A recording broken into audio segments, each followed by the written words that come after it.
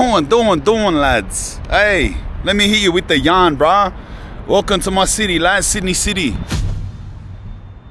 This is where I'm from, cuz. Let me give you the rundown, let me give you the yarn in case you don't know who I am.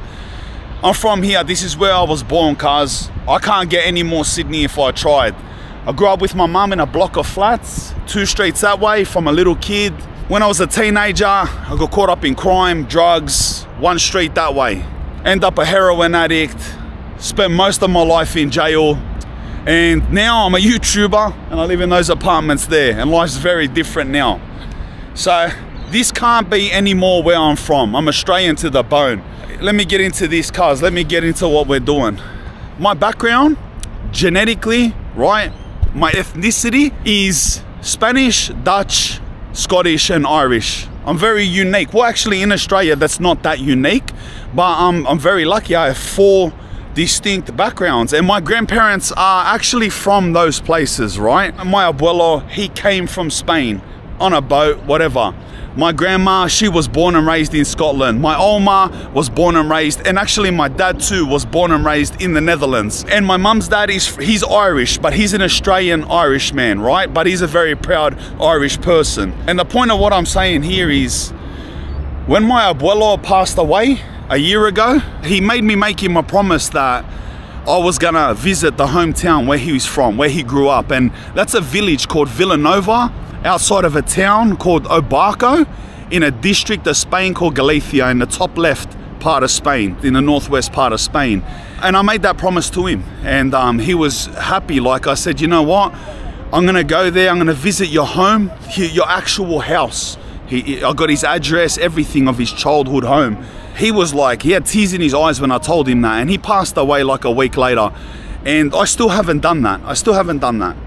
And I thought to myself, that's something important that I gotta do. I gotta learn about that part of me. I'm only 1/4 Spanish, but still important. And I wanna go and see my heritage and my people and the village and the house he grew up in, and you know, and the way they live there.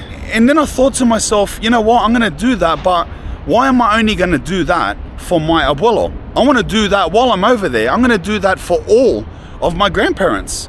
I'm gonna make a journey out of it. I'm gonna go to visit the hometown and the actual home, and I have the actual house for all 3 of my grandparents except one of them.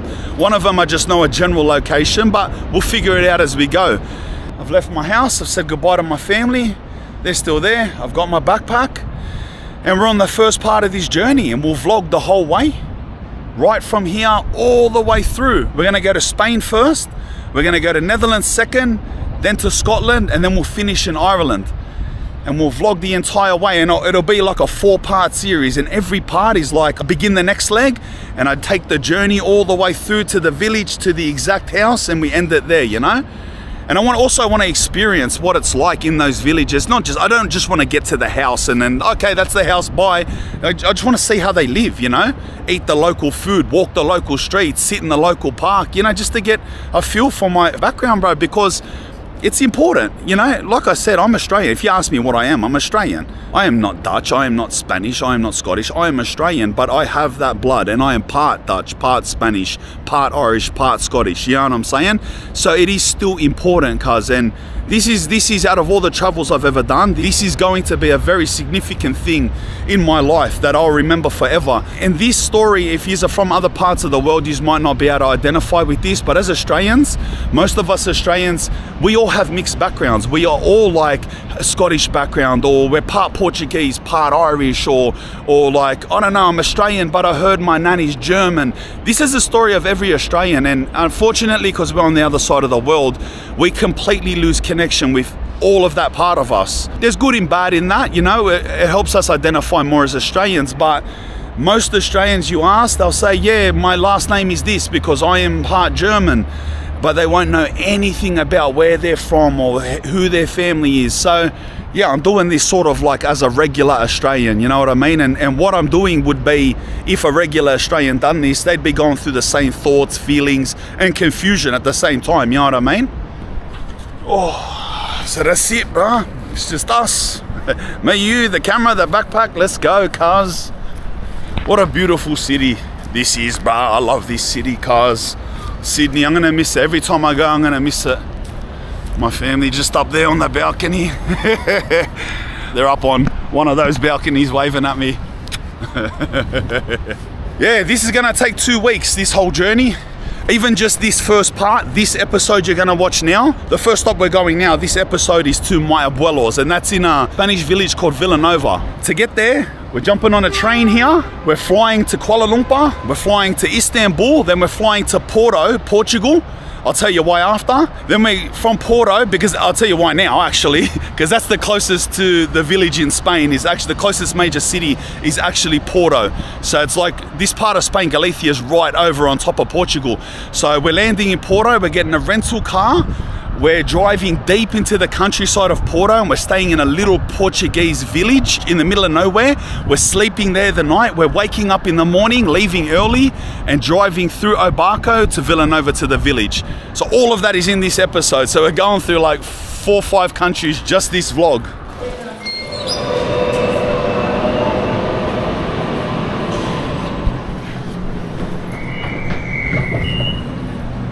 Bro, I'm really anxious, bro. Like in a good way. There's actually a lot of journeys I've done. Obviously we got to fly there, right? We're on the other side of the world. And then there's like one more flight, sort of getting from Spain to Amsterdam, because that's pretty far. Other than that, I've purposely chose that we're gonna be doing the whole thing on trains and buses and ferries and like going through countrysides and crossing water on ferries and stuff. I chose that on purpose. It would have been easier and cheaper just to fly, but what's the adventure in that? You know what I mean? I fly to this city and then I go there and I fly to that city. You know what I mean? I want to do it through the trains and through the buses and through the ferries and just experience the countryside and the little towns along the way. So I think it's because that's a lot. If you really think about what I'm saying, all of those places, achieving that like that, in 2 weeks, where bang, bang, bang, sleep for a night here, bang, bang, bang, sleep for a night there, bang, bang, bang, bang, bang, sleep for a night there. That's how we're doing it. So yeah, I've never done a trip like this. It's usually like go somewhere 3 nights, go to, you know, somewhere else 3 nights. This is just 1 night here, bang, bang, bang, 1 night there.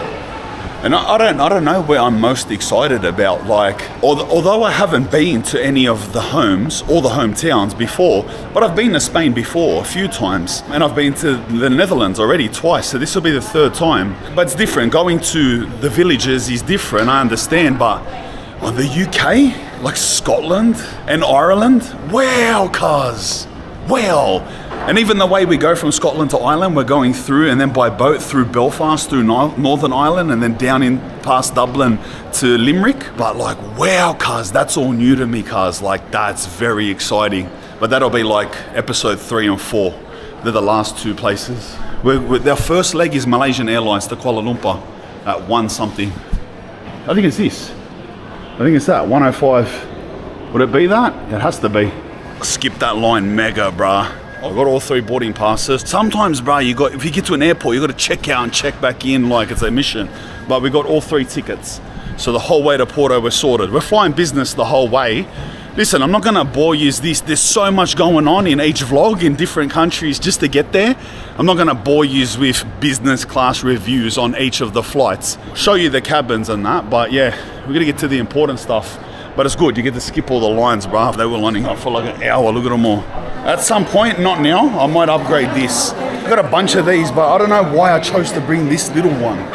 I got a mad Kathmandu backpack and I walked past the Kathmandu store and it was tempting, but relax, cuz, you're only like 16 minutes into your trip, you're trying to shop already, brother, just get on with it.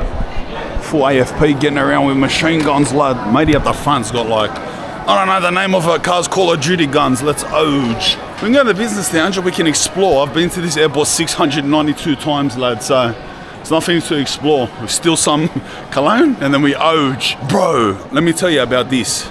I'll tell you in front of the face. I done this cologne review, whatever, it doesn't matter, cuz, it doesn't exist anymore. I gave it a mad headbutt anyway, so because I was sick of it. I bought 4 colognes. One of the colognes I bought was Dior Sauvage, lad. It's so poo. The other ones were mad.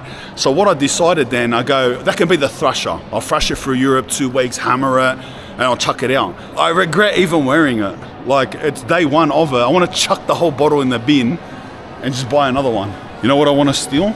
Relax, I don't mean steal spyware, relax. I mean spray on me, steal, whatever. Tobacco vanille, cuz. Wow, Tom Ford tobacco vanille, where are you, cuz?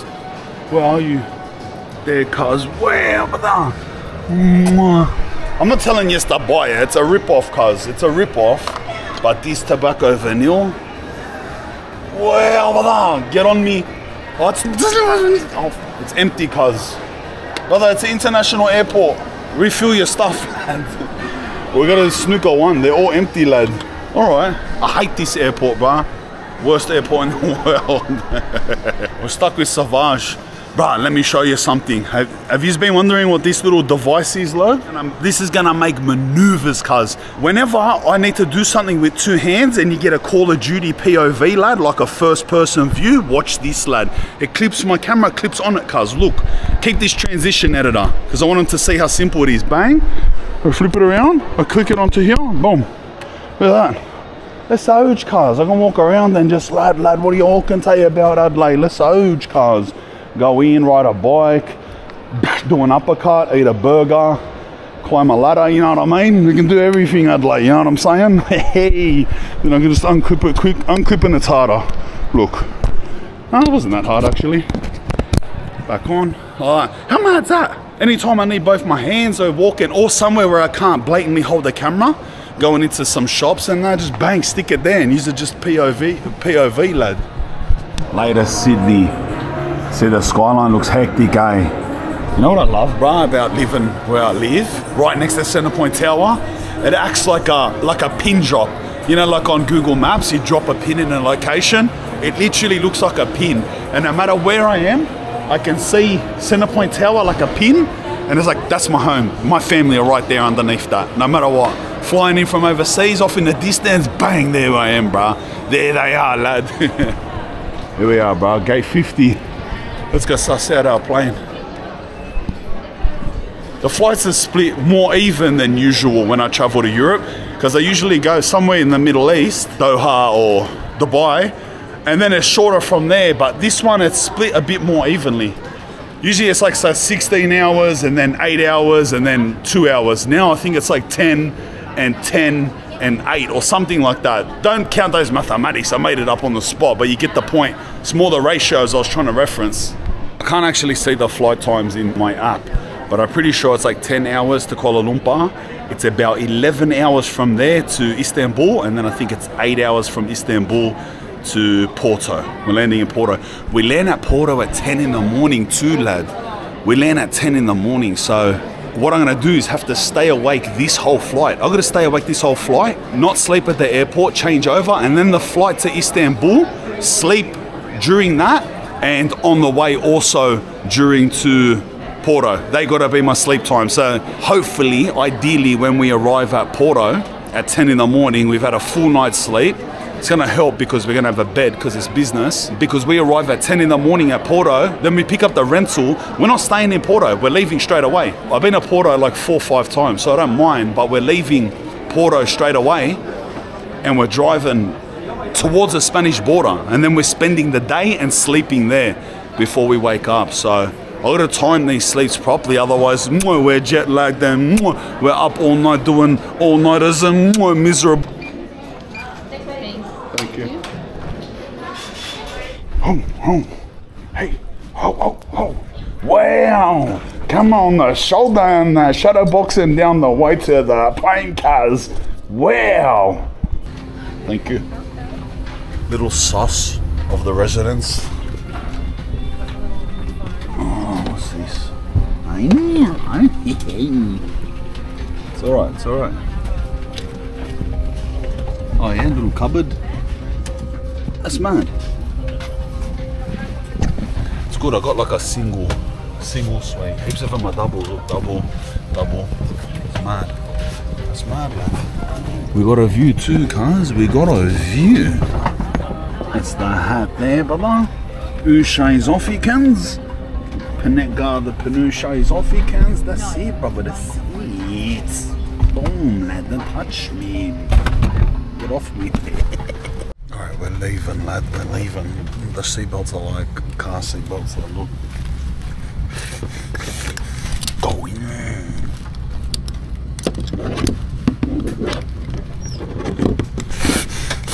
Oh, there we go, lad. Relax, settle down. We've only just begun, mate. We're 2 hours into a 2-week journey. You gotta settle down, Span. We're taking off. This is my favourite side to sit on when you take off out of Sydney. Just see the maddest view of the city, bruh. I'm gonna miss Sydney, bruh. Far out. Look at that view of the city, brother.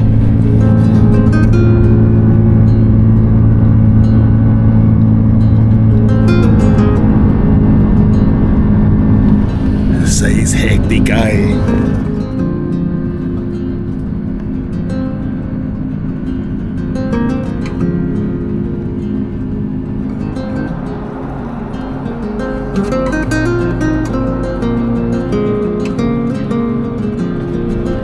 I'm pretty sure that's the CBD over there, straight in front of us now.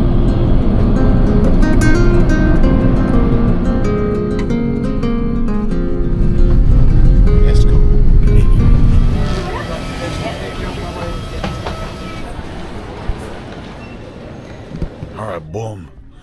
We're strapped, lad.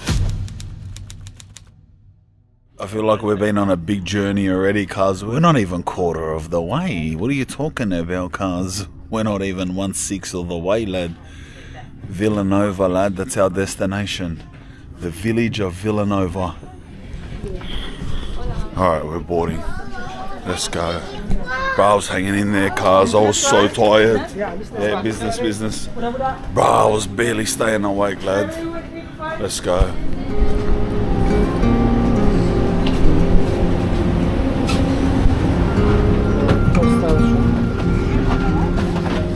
Turkish Airlines, lad. Cars, this is the pooest business class I've ever been in, lad.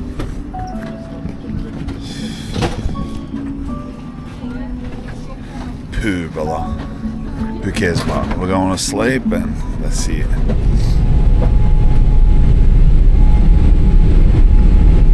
I'm ready to sleep, lad. I'm ready to sleep.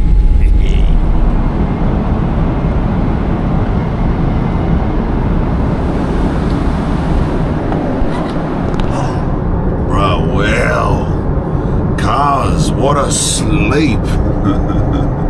I've seen on the screen there's 2 hours and 10 minutes left. So we slept for like 8 hours, 8.5 hours. Wow, cuz. Bro, did you see the psychopath next to me? He's asleep sitting up. Pull your bed out, lad. He's full sitting up, full straight asleep. What a psycho, lad. Cuz, look out the window.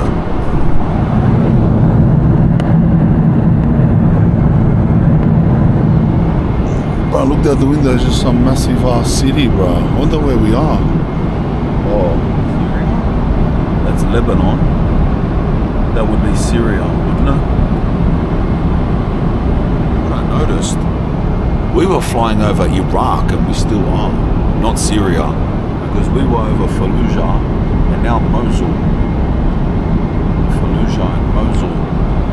I'm 99% sure that's Iraq, lad. I remember those names from, like, remember the Iraq War, George Bush, this and that, and I was like, Fallujah, Mosul, blah, blah, blah, you know what I mean?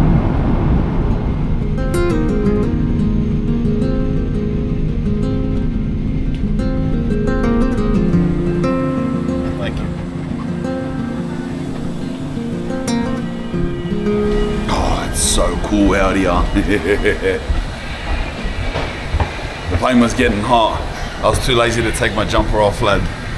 Just at the end there, the last like 10 minutes was just like, bro, what's going on? Turkey, lad. Istanbul, brother. Stop 2. I've never been to this airport. I've never been to Turkey, but never been to the airport, even for a transfer. We got 3 hours here. Good, this one I'm full of energy. The last airport, I was dying, lad. I just wanted to go to sleep. I was hating my life. Snap kicks in Istanbul, I'd lay. Massage. It's chaos, bro. To transfer your plane, you gotta line up in that shit and go through all security to transfer your plane. Look at the line that comes out all the way up there. Wonder why you have to do that. Even Malaysia, you just go from one gate to the other. Why do I have to go through a big check just to change plane, bro? Come on, bro. None of us are leaving the airport. Biggest mission, lad. Business lounge cars come out in the gold haven, lad. Wow, look at this.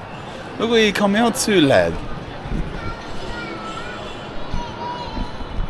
Alright, Istanbul airport, you saved it, lad. I was about to go and deny you ever future travels, but lad, it looks hectic. Oh, there it is there. Lounge business, lad.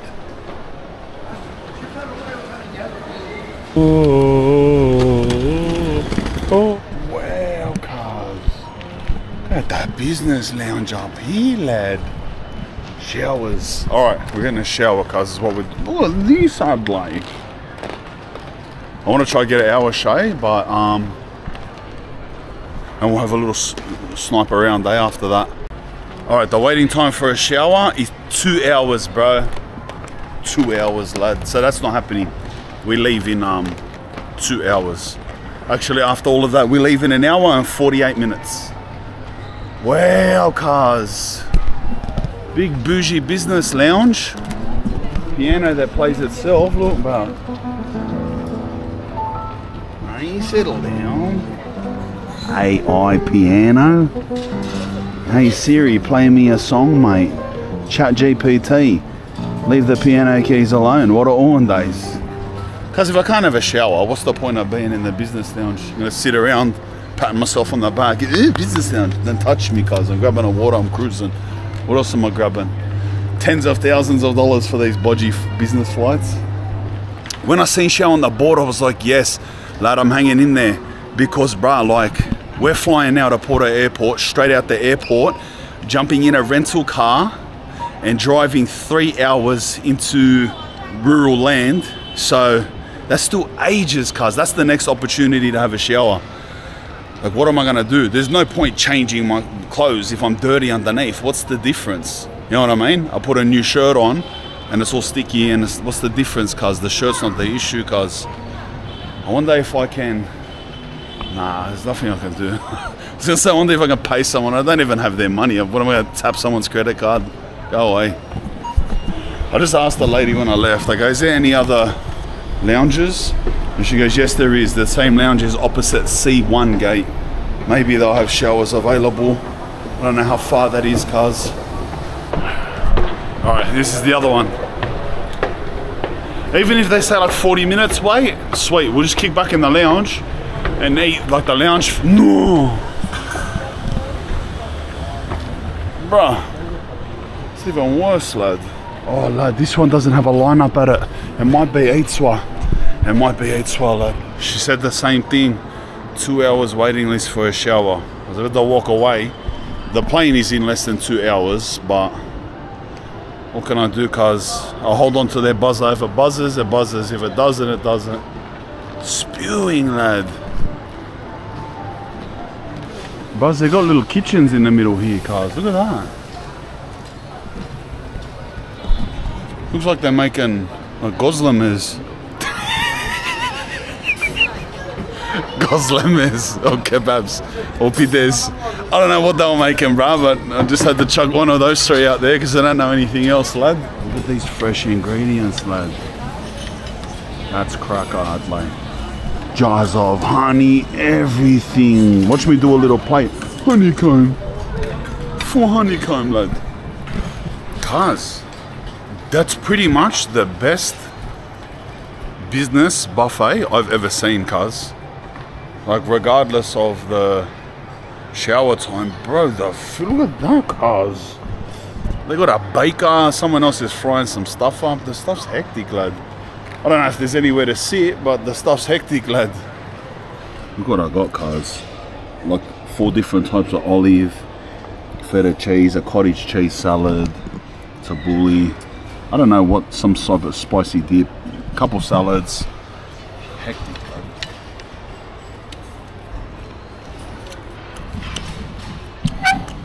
Bread's mad too. All we need is for this to buzz, and what a stopover. I wonder if I can go up and pay to skip the QA. Olives are cracker, lad. We bought at 6:55. Let me check the time. 6. We bought in 55 minutes, bro. Spewing. Anyway, I'm gonna pump this, lad. That was mad, bro. You know what else I didn't see? The tabbouleh had pomegranate in it. Oh, wow. PlayStations, lad. Wow. See what juices they got, Adelaide. Oh, they got pomegranate juice. Wow, brother. I'm just gonna bunch the full pomegranate now, eh, lad? Pomegranates in the tabbouleh. They got pomegranate juice. Wow. How mad is this, lad? Look how much mad stuff's down there. I sort of want to go down there, bro. You know what I mean? It's like Disneyland down there, cuz, but there's still a small chance I can have a shower, so I don't want to lose that chance, bro. You know what I mean? If I go, oh, it's gone. Cuz it's that decked out that even like this little lounge area has its own selection of like nuts and stuff like that. And matey just blatantly just fisting him, eh? Hey, brother. You see? Let's just take that as a lesson when you see things like that. Bro, matey just went up and just fisted him both, lad, on camera. He knew he was on camera too, I'd like. Wow, cuz. Just remember that stuff, brother. Stay away from those ones, cuz. I just asked for an update on my number. She told me before me is 9 people. 9 people before me, lad. We'll check the time. Boarding is 6:55 and the time is 6:21. No, cuz. I don't even know what gate it's at. But boarding 6:55, but the flight doesn't take off to 7:55, so I can get there at 7:30. Let's just say 7:30. True. Just doing laps with a lot of intent in my face, standing right in front of them. Like, come on, lad. No one else is here waiting. Don't worry about the other 8 people. They're frolicking around eating olives, mate. I'm dedicated to this. What lad, it's gotta save me. And I'm looking for time enough. I'm looking for something. Alright, I gotta hurry up and have a shower, bro. We gotta get going. Like a new man, cuz. What are you talking about, brother? Aye? Boom, brother. That's us, Ekans. New man, lad. Got 4 of these outfits, lad. 4 of these. So I think we're gonna be hand washing at a lot of points during these journeys. Hanging them up on the balconies while they're drying while we're out for the day. Yeah. Let's go. What a timing, cuz. We got here exactly when he was yelling out. To the second. Last flight, bruh. You. 4A. It's one of these businesses because it's just like when you go on 2-3 hour flights, they're like this. Boom. Window seat. I don't mind though. If I was doing a long 10-hour flight like this, wow, I'd be shattered.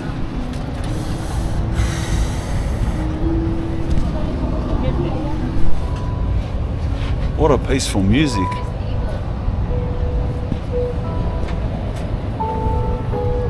I love that peaceful music, brother. Wow. Because we got a big day ahead of us, bruh. We got a big day ahead of us.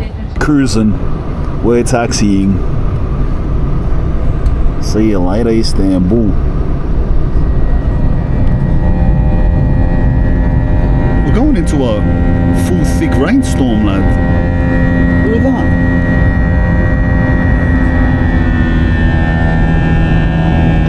That's Crackerlandia. Hey, Crackerlandia, lad.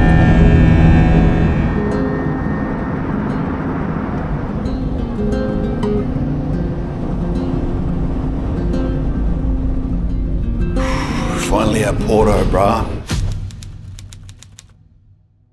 No luggage to pick up. Check straight out, go through immigration, whatever it is, straight into the rental. Europa car, something like that the company is. I think it's a Ford Focus.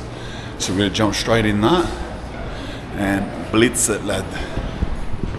Bruh, we've got a big problem. I'm going through immigration. I'll tell you when we get to the front. Lads, I think we're stuffed. We stuffed up hard. Listen. EU, all passports. Let me get through here and I'll give you the spiel. Hey guys, how many days are you staying? He looked in, he flicked through because he's seen how many times I've been to Portugal in the past. Nothing to declare. So let me get through here. We're through. We're in Portugal. Any of you that have been watching me for a while, or especially if you've followed me on Insta for the past few years, you don't know how many times I've been to Portugal. In the last 18 months, this is my 6th time in Portugal in 18 months. And I'm not Portuguese. Anyone I say that to, well, before I was 5, I've been to Portugal 5, they're like, why? I'm like, bro, Portugal's the shit, lad. But anyway, he's seen it. He's like, he goes, how many? I was here. Do you remember I got sick? I flew into Porto because I was supposed to do this first part. If you follow my YouTube, you'll know. This was only 6 weeks ago. I was wrecked. Bro, I lost like 15 kilos. I looked like a whole person. I shaved my beard off, everything, just to reset. I got that sick here. But that was only 6 weeks ago I was here. And he's seen all that. So obviously, and he goes, how many days are you here? Why do you keep coming here? I said, oh no, I like it here, but today I'm here for 0 days. He goes, what do you mean 0? I said, I'm getting a car now and I'm driving. I'm driving to Orense. I just said Orense. He goes, why? I said, listen, that's where my family's from. He seen an Aussie passport. He goes, you're Spanish too? And I just said, yeah, look, I'm Australian, but my family is from there. And he just winked at me. He goes, go. He looked through his Portugal every 3 months. It's like, you know what I mean? It's red hot. It's like, is this bloke just doing maneuvers here? He keeps coming for 2 days. I think we are stuffed, bruh. We are gonna be wrecked. Listen to this. I'm building the suspense. I'm not gonna tell you this again. I'm getting a coffee first. When you're in Portugal, iced tea, everything.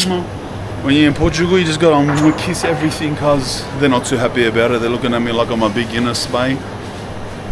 Don't touch me. All right, listen to the predicament. Let me get to it.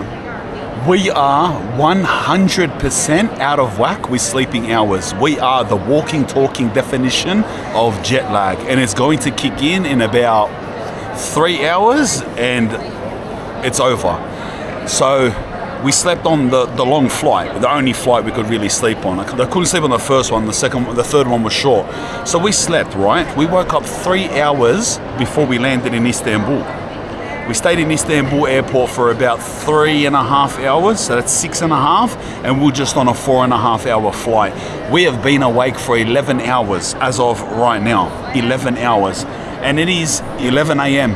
We've been awake since midnight in this time zone. And this is the time zone where everything is in. When we go from here to Amsterdam and episode 2, and then UK in 3 and Ireland in 4, we're all in the same time zone.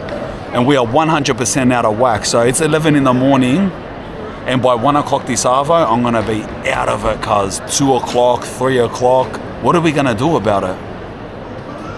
And I'm gonna drive a back-to-front car, manual, with my back-to-front hand, lad. On highways, by the way, you know these highways, they go like 200 kilometers an hour, bro. You'll see. I'll pump it, watch. I'll fly 200 k's an hour. What are we gonna do? And I can't sleep now. If I sleep now, it will be equally as bad in the reverse. Think about if I sleep now. If I sleep now and I wake up at 6 o'clock tonight, imagine that. Then I'll be going to sleep at 4 o'clock tomorrow morning. There's no way to escape it. The only way to escape it is, so what is it, 11 o'clock now? I just got to stay awake. We've got to keep traveling, smashing coffees. I'm going to train and try to stay awake until, push it until 7 p.m. If we can go to sleep at 7 p.m, then we're halfway to repairing it. We'll still wake up early tomorrow morning, but that's fine. But I'll tell you one thing, cuz when I'm jet lagged, bruh, I get full negative. I hate everything, cuz. So if the remainder of today I start sucking and complaining about everything, sorry bro, I'm jet lagged, alright? Let's eat this and let's jump in our back to front car. Alright, this is the car that I booked actually. A Peugeot 208. Peugeot 208. Let's go, lad. That's it, they're behind us. Let's go get it. We're off, brah. Let's go. Oh, I remember, you don't pick it up here. You jump in one of their little cars out here, their vans, and they take you to the mothership, lad. They take you up to the space station. Yeah, what a timing, cuz. Haha, losers with your luggage. I'm just straight in. Straight in, lad. But I'm not gonna lie, bro. I gotta try and verbal for an automatic, bro. I'm not driving jet lagged. I'm back to front with a back to front manual, cars on the wrong side of the road at 200 k's an hour on a highway to the middle of nowhere. Oh, get off me. Nice, bro. Hey. But I'm not gonna lie, I feel sweet. I feel sweet. Like, I don't feel that bad at all. I'm not just trying to verbal myself, but you know what? Even if I do start feeling bad, monster on, cars. It's the middle of the day. It's not like it's 2 in the morning. Do you know what I mean? It's the middle of the day. It's not long left. Push through it, cars, and we get on with it, cars. That's what happens when you want to do solo backpack journeys around the other side of the world, eh? You can't complain, brother. But straight out, I feel sweet, bro. Let's go. Alright, the car's are MG. You know when you book on those sites, you pick a car or similar. So similar to the 208 was an MG. 1,000 euros. You know why it was so dear? It's only for 2 days, but you know why it was so dear? Because when you pick it up and drop it off in a different place, it makes it so expensive, lad. So that's like 1,500 Australian, like 750 a day for this car. But because I'm dropping it off in Vigo, when we go to sleep here tonight in the country town, tomorrow we wake up, we go to my Abeulo's village, but after that I'm driving to Vigo and then staying in Vigo, because then my flight is the next day from Vigo going up towards Amsterdam. So that's why, because I'm going to pick it up here and drop it off in Vigo. It makes it expensive, lad. What the even funnier part is, I was standing there like the car's getting delivered to me, but I'm holding the key in my hand. It was a good yarn anyway, wasn't it?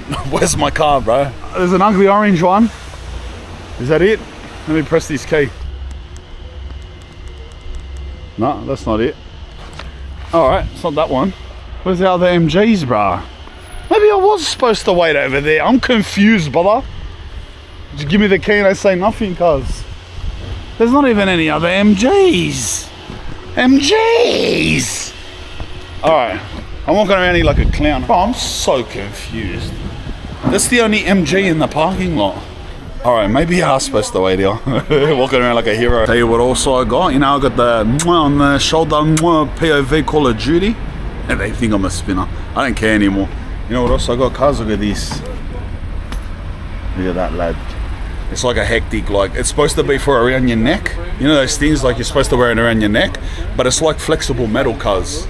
So I can wrap it around or clip it around anything and clip the camera on. Poles. So when I jump in the car, put it around the passenger seat. It's like it holds anywhere, you know what I mean? So anyway, that's what you're sitting on. You're going passenger, right? You're in passenger. Oh, by the way, the girl come and grabbed the key off me. She goes, I go pick your car. Look at me walking around. They didn't say nothing in there. They just said, here's your key, lad. Relax, bruh. I've not been to Portugal 6 times, but cars, give me instructions, lad. Apparently that's mine. Tivoli. Cars, how did the car change 3 times, bruh? How did it change 3 times, lad? Went from Peugeot 208 on the paper to an MG, rocks up as a Tivoli, lad. And no, it's full manual, brah. Even the reverse is on the other side, cars. Watch me put it in reverse halfway down the highway, cars. Wow, how am I gonna do this, lad? If the clutch, bro, the clutch is on the other side. Even the clutch is on the other side, is it? No, it's not. The clutch is on the right side. It's on the normal side. If the clutch was on the other foot, forget about it, cuz. But I'll give it a crack. Driving backwards, brother. Cuz, wow. Watch me die, cuz. Watch me die.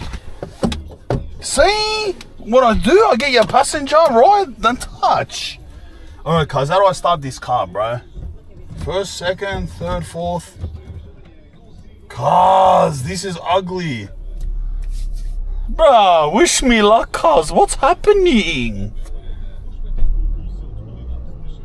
Cuz, I hope I've got it in first. I hope I got it in first, lad. Oh, the handbrake. You got it with the handbrake off, lad.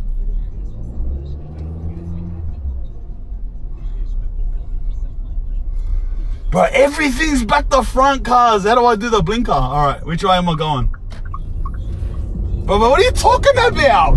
What are you talking about, cars? He's off, lad. What are you talking about, lad? Hey. Handbrake. Yes, handbrake and all, cars. See, I left the smoke for ya. Wow. I'm like back to front Peter Brock, brother. Almost crashed. Alright, we're going to park somewhere because I don't know where I'm going. Oh, that was the windscreen wipers, so there. Alright. Who you doubting, bruh? Who you doubting, lad, eh? You waiting for the comedy show? Bubba, I'm professional. You like your seat? Nice view, eh? Nice view. We gotta get to this town, brother. We gotta get to this town. Alright, we're on. I found the place. It's called Vidago. The town we're going to is called Vidago, lad. Vidago, Portugal. And it is 102 kilometers away. An hour 20 drive. It's full, right near the Spanish border, lad. We're here with the blue dotties, and it's right up there at the Spanish border. An hour 20 straight. Let's go, bruh. We'll just go straight there. Route may be affected by severe fire. What are you talking about, cuz? Why is that saying that? I'm hitting this warning. Apparently, we're driving through 2 severe fire areas. Let's go, bruh. But I'm just leaving. I'm leaving Porto straight away. I've been here enough times. It would have been good to see Porto a bit, but really, cuz, we gotta go, bro. We gotta get going, lad. This is so hard, bro.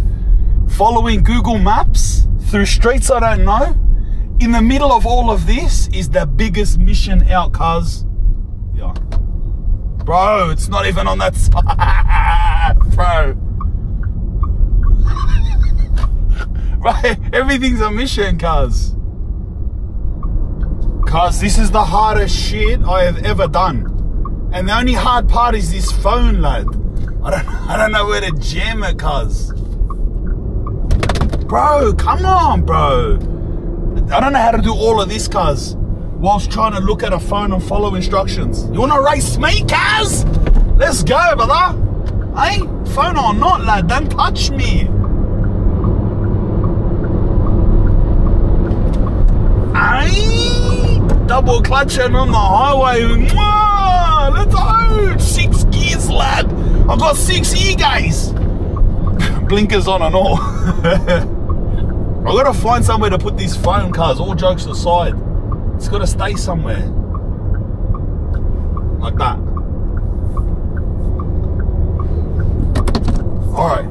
I'll put it down there, bro. It sits down there cozy, cuz. Now I can relax and concentrate on driving, cuz. Now watch me blitz everyone.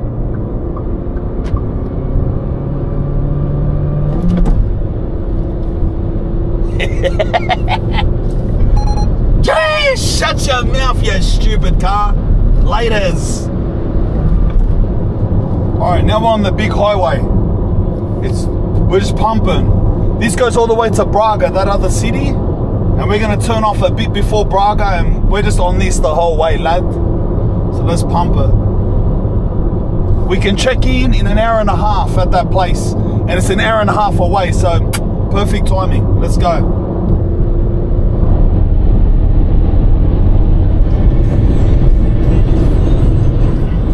These are all the sickest towns out. You just can see out the window, eh? Along this whole highway.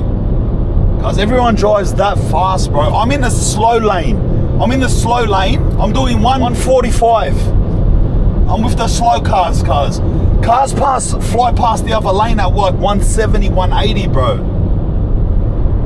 Bro, there's like a turn off. I'm gonna take this turn off, cuz. We're just flying in the middle of nowhere, but I want to take a turn off, bro. Because there's all these tiny little villages, lad, and I want to go to one and buy a drink or something, you know what I mean? No idea where this is going, but we'll find somewhere. A bit down here. Oh, look what I found, lad. Look at this.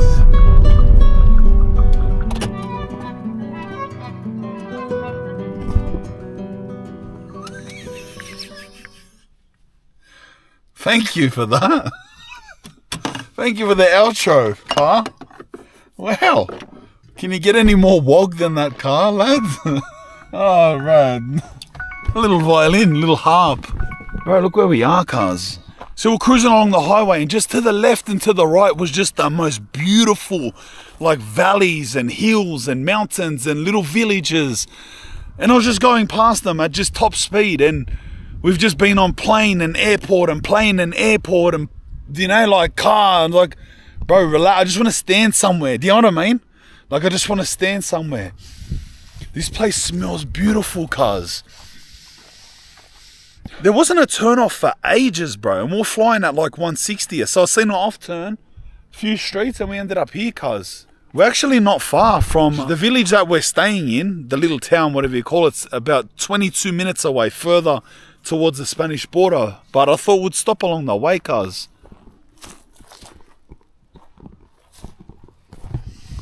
You know what it smells like here? You know when you go to a herb store, but not a herb store that's cooking. You know when you go into like those types of, like, where you burn the oils and incenses and those types of places. Those oil stores, I can't remember what they're called, bro. Where they got those oil diffusers.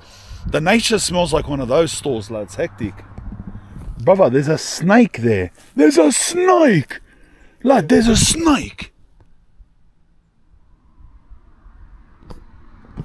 I'm not gonna see it again. I'm lucky I even seen it. Made me paranoid to stand here. Imagine there's a big ass snake, bro.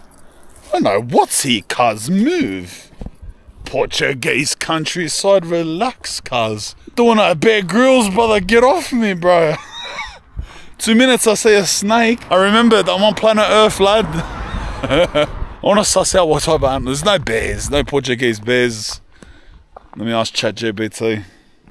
Ugh, get off me. I'm scared of the fly now. The fly landed on my finger. What type of animals are there that can kill me in Portugal, in the Portuguese countryside, lad? I don't know why I called that lad. Let's see what it reckons.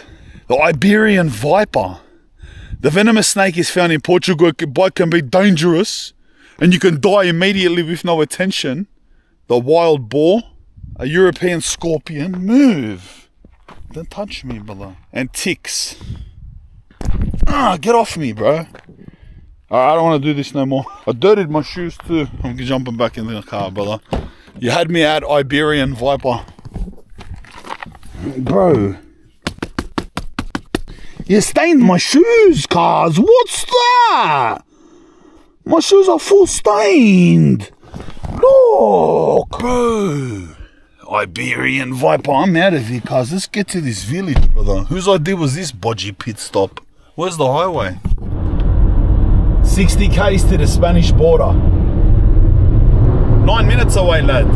Almost here, bruh. Proper deep in the country. And the Spanish border is 45 kilometers from here.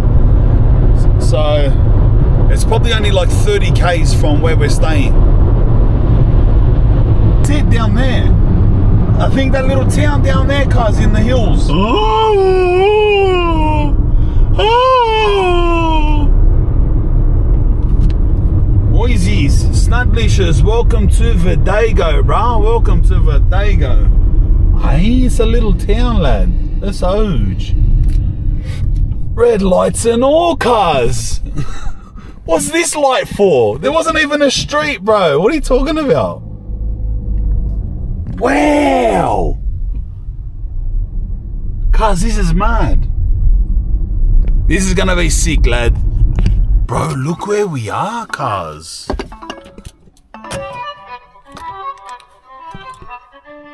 Bruh, this town is crazy, bruhs. It's mad. Cuz they're gonna spin out on me here. Walking around with this GoPro looking the way that I look. They're gonna freak, lad.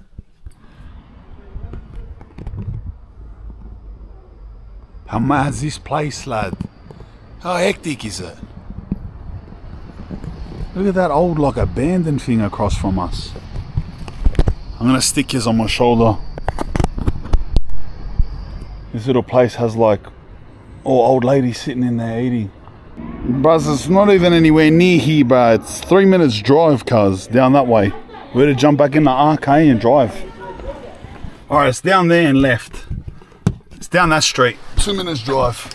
Let's go.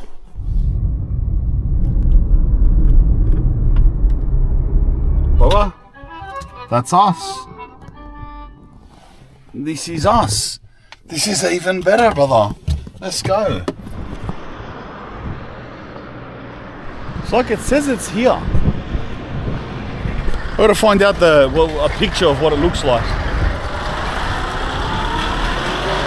Bro, it says it's this building here, bro. My Portugal, it's called. This. It's so weird, bro. That's legit where it is. This building. My Portugal.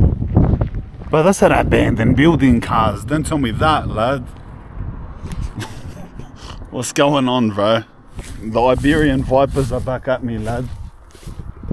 It's not in there, is it? It full says it's this building. I'm so confused. Maybe it's this white one. Cuz this whole building is an abandoned building. What are you talking about? What are you talking about, bro? The whole thing's abandoned. I messaged them on booking.com. It's 100% the address that they've put down on booking.com, and this is where it takes me. Unless it's there. Surely not. It's not that, cuz. It's not that. I'm standing here confused, like, maybe it's that. It's not this. What's this? What is this, bro? Message me, bro. In the middle of... They're gonna do a ghost hunt, cuz. Surely it's not. If it is, I'm sleeping in the car, lad. I'm sleeping at Macca's, bro. Alright, now it looks like that, cuz. That's what it looks like. But the address says there, cuz. Alright, that's what it looks like at the front. Was that build? Was that there? Hey, brother, we'll do a ghost hunt there later. Was that? It's that. Yeah, there it is, cuz. I found it. My Portugal, brother. I found you.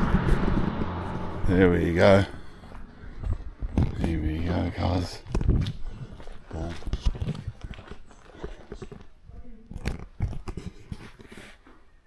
So European. And he speaks Portuguese, like.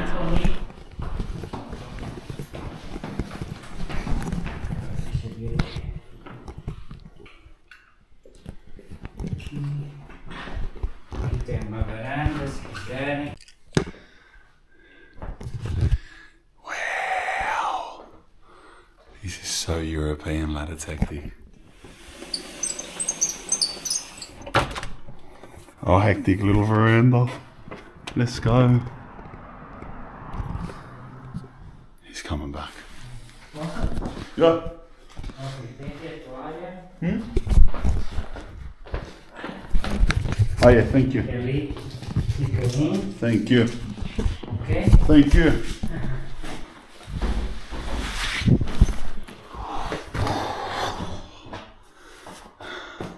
Lad, that bloke was so cute, bro. He's so weird. He's mad. He's doing his best to speak English. He went and got me the towel. This is us, lad. Wow, Verdago. How mad did this town look, though? Look at this view, bro.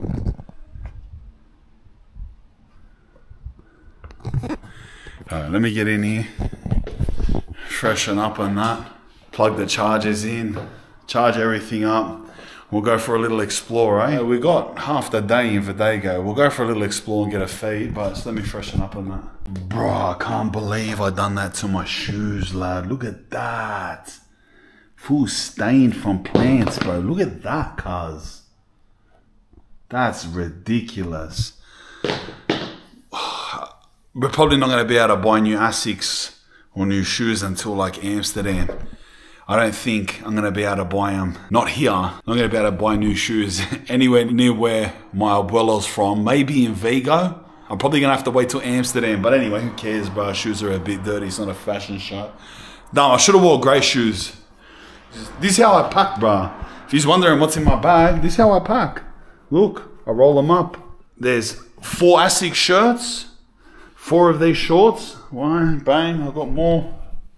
4 of them shorts, 1 jumper, 5 socks, 4 socks, and my toiletries. Things like that, bro. Vitamins, this bodgy spray, just everything. My clippers are in here. Just different stuff, cuz. That's how I pack. That's it. Very simple, cuz. That's all you need, bro. Honestly, you don't need much. As a man, you don't need much, bro. I reckon 4 outfits, you know what I mean? So you're wearing 1, you clean another, or even if you're cleaning 2.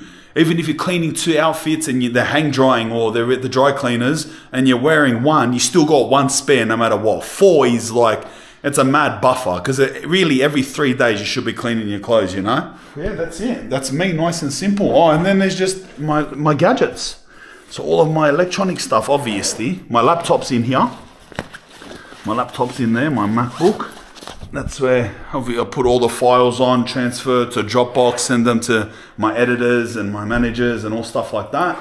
Obviously, the releases get done from the laptop. Because even while I'm over here, I'm still releasing videos. Like, I'm releasing these as I go. And then I've just got this bag here, bro. Just all the little gadgets, cuz. Wires, hard drive, thumbsticks, the wall adapter. That's it. Oh yeah, and my big battery, my big power bank, because I was charging that wall thing. That's the whole whack, bro. That's my everything, guys. Anyway, let's get ready, bro. Let's go for an explore. I want to train too. So I'm gonna put the same clothes on. We'll go somewhere, do a training session, explore.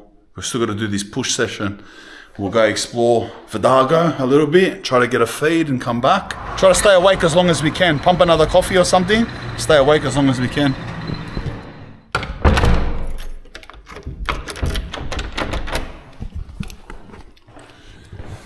Yeah, let's go, bro. I love that little old bloke, bro. How mad is he? His little cafeteria, bro. So cute, eh? Little function room. It's so cute, eh, bro? That's mad, lad. It's made his whole life, cuz. I wonder if he's ever got like bunches of people going there, you know what I mean? The little cafe downstairs, and look, there's a little oven, a little brick oven there, and that function room makes me think like it was built with high hopes, you know what I mean? I don't know, bro, just looking around, just judging from the rest of this place, I don't really think it'd be ever a hotel that's pumping, or this place in general would ever be somewhere that people are coming or that has any type of tourism. Look, bro, because even the place that we were at was abandoned. I thought I had a tick on me, lad, from my little forest adventure. The place next to it, that was full abandoned. This is all abandoned. Look at this. All abandoned as well. This is full abandoned, like full heritage, historical Portuguese town, cuz. This whole part of it. Look at this. This is all empty. Look at that, bro. Full abandoned, lad. It's just abandoned, all smashed up. All the floors are smashed in. Looks like the roofs have caved down. First place, the whole town's probably like this. But that looks mad. Just in case that it is the only abandoned place. You hear that music?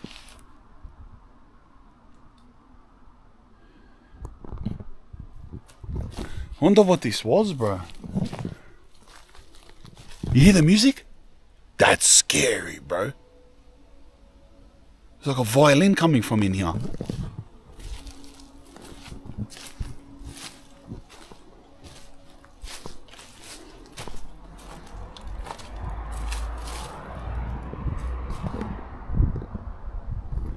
There is no way in the world I am going in this place. We'll walk around the grounds and that's it. There is no way in the world, bro. I don't know if you can hear that. It's just a violin just perpetrating out of this general area.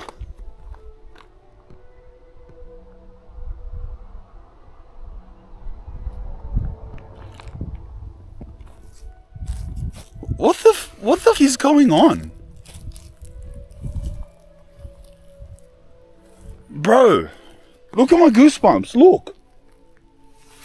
I got goosebumps all over me. Look at me, cuz. This is the maddest shit that I've ever experienced. What was that? I've just walked out to the most beautiful, I don't know, brother, 15th century Portuguese castle, manor, that is full abandoned like that, cuz. I'm in its grounds. You can see that this would have been some beautiful rich person's like domain, bro. You know what I mean? Look at that. And I walk out to it with the most beautiful piano and violin playing, and I don't know where it's coming from. Church bells. This is off its head, bro. This is our first 2 minutes in this village.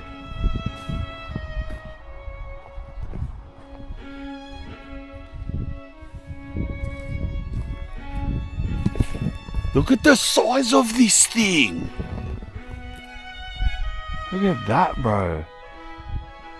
Look, bro, I don't know if this is scary or not. It sort of is. It's sort of beautiful and scary at the same time. Every single door and window is open. Every single one of them. All broken.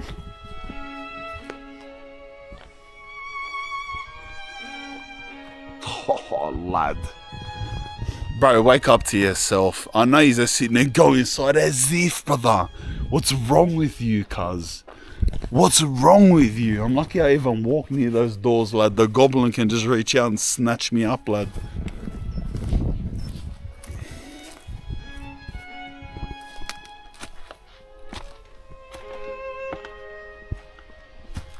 Oh, bro, that just stabbed me. Oh, that killed. Oh, get off me. Iberian serpent vine.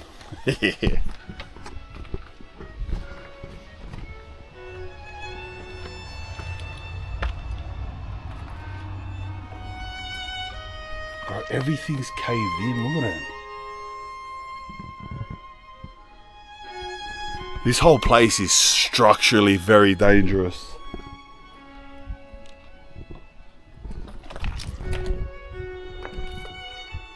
Wow, bro. What's that? Like a booby trap? Cuz that looks like a full booby trap, bro. What is that? Look what they've done. They got the electrical wire and they've looped it around this door. And if you open it, it sort of pulls it down on you. Is that my imagination? Yeah.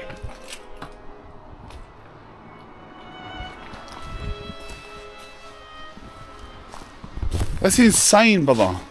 This whole place is abandoned, bro. I gotta find out where this music's coming from, cuz. Let's go for a walk around. Sorry, I know this is getting off track, bro, like. But cuz, like. Oh, here's the name. Hotel Avenida. Wow, bro. It was a big, beautiful hotel.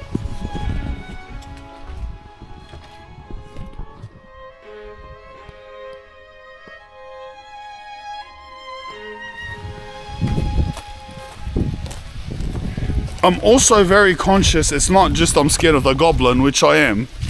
I know he's in there. But I'm very conscious of the rules here too, cuz like I don't know the rules, brother. You know what I mean? I don't know if I'm gonna go in that and the only one town copper gets told there's some bloke with tattoos going in and they come and grab me and lock me up overnight. You know what I mean? Trespassing, entering closed lands. Imagine that, 2 weeks in jail. You don't know, cuz. I'm on the other side of the world by myself too. You got to stay conscious of that stuff. But really, it's just the goblin, lad. I'm not gonna lie. it's got me thinking that this place, Abeulo, must have a very different history to what we see now. You know what I mean? To think, for the construction of a building, a hotel this big, I just seen that door close. I just seen it closed, bro. That door there just closed, cuz. Bro, I just seen that door close. I just seen that door close, lad. Look at this. Look at that. Look at the goosebumps, lad. Look at that. Look at the goosebumps. 10 times worse than they were in the yard before. Look at that. Those goosebumps are hurting me. I just seen that door close. Both of the doors really calmly closed. Calmly, not slammed, like they both closed together. That was full on. Anyway, back to what I was saying. This town, Abeulo, must have a very different history. Can't keep my eyes off it. To what we see now, because look at the size of this hotel. For that to be justified, imagine the context of the town when building a hotel on the outskirts of the town was justified. Anyway, let's keep going. That was crazy. That's their tourism office. I can still hear classical music, bro. You just won't be able to hear it. It just radiates from that whole area. You hear it? It's so loud. Look at that. Another abandoned hotel. The music's louder here as we walk away. That's so weird, bro. It's hectic, but it's weird. You know what? I'm gonna research what happened to Abeulo. I want to know the history of this place and why it's all abandoned like this. I couldn't find anything why. I googled it and I AI'd it. Didn't say anything. Nearly died, cuz. Abandoned town and get killed by the one of only 4 cars.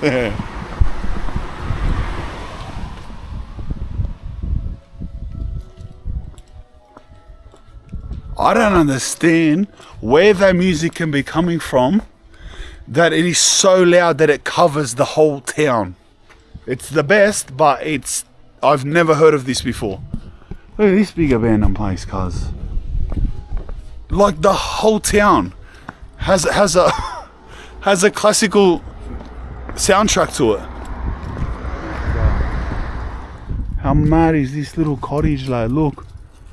That's their front door. A little Catholic thing, Fatima, Mother Mary. I don't know what that is, but how mad's that, bruh? That's a full OG little cottage, lad.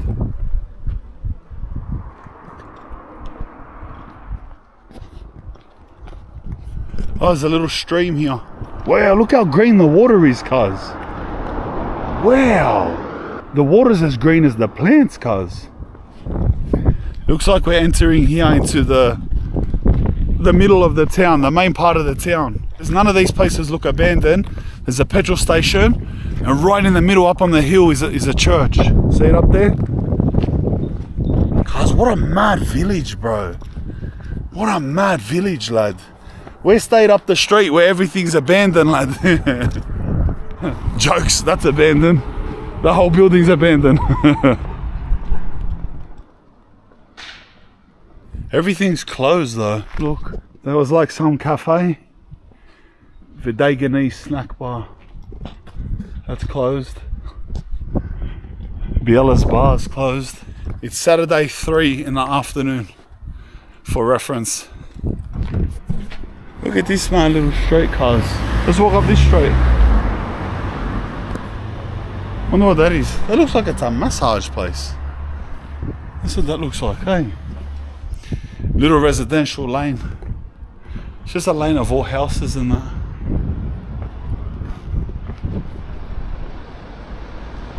That looks like a place we can actually eat, lad.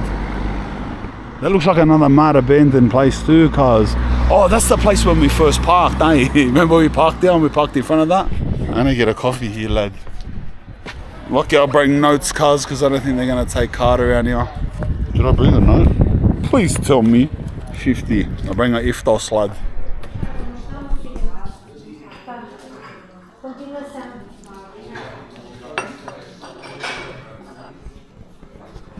How mad is this, bro? It's just so relaxing. Just the life is just so different, bro. It's the best. Thank you. Bye. That must be like the central town cafe, lad. It's 4 people sitting outside it, and it was open and not abandoned. See that clock tower up there? Let's go up there, bros. Looks like it has a mad view of the whole city, the whole town.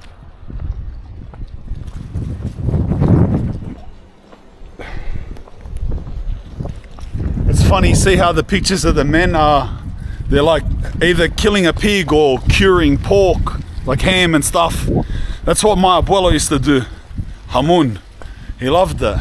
Even when he lived in Sydney, after 40 years, in a little apartment that he owned in Galicia, in like the inner Sydney, he would still cure and like salt his hamun and have it sitting on the bench like Spanish style, and he'd have the special carver, and he taught me how to carve it in all thin slices, and he'd sit there and watch me real carefully and judge every little slice. It was mad, bro. It was just like those men in those pictures, bro. It's like a thing. Spanish, Portuguese. Oh, look at these cats are gonna hunch on.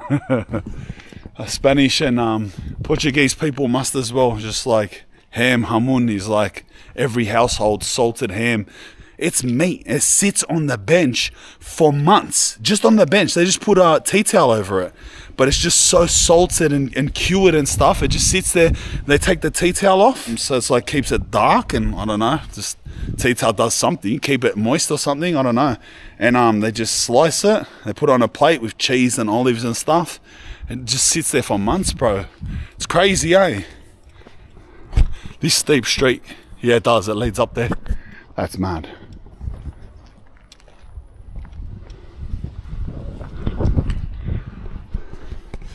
This is a steep hill, bro. Wow, look at this big slab of rock that never got built on. Look at this.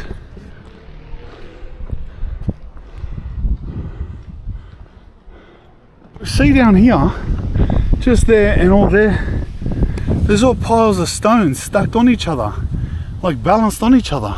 See them? Big one there, there's heaps of them. When we go down, I want to look at that. So interesting. Just stacks of stones stacked really carefully. This is hectic. I'm glad we came up here, bro. I seen this as soon as we entered the town, this place.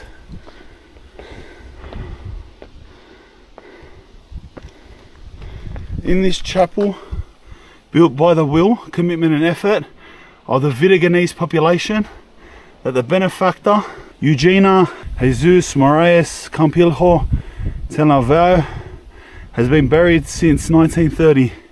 Here lies the body of the fair. That's her there.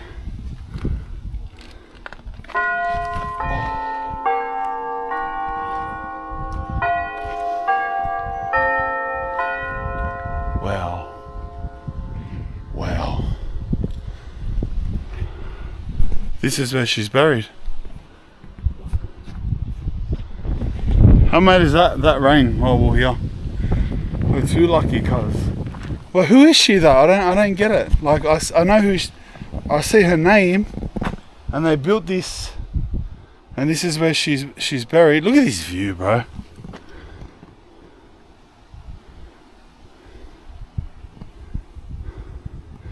Where's our hotel?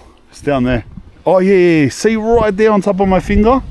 Right on top of my finger. That's the big abandoned hotel right there. Wow, cuz, what a town. There's a shrine going for her here too. Yeah. Adlai. There's kids blazing Yandi down there, lad, look. They're full trying to do snipers, lad. I full asked them. I come past here and I just felt full chronic. Look down there, see him? You see him down there? I walked here and I smelt full chronic, lad. And I looked over and there's a kid like coughing and spitting on the floor. That's the spot, lad. That's a mad little spot, but they're so paranoid. They're like, what? Who is this bloke with a camera? They're about to run, bro. You know what I'm gonna do? Rock out a mad trainer session right here, lad. We'll do dips, push-ups, pike shoulder presses, or handstand shoulders over there. We'll do handstand presses and a bit of triceps. It's 4 sets of each, 4, 8, 12, 16 sets total. What a spot for it, eh? Look at that.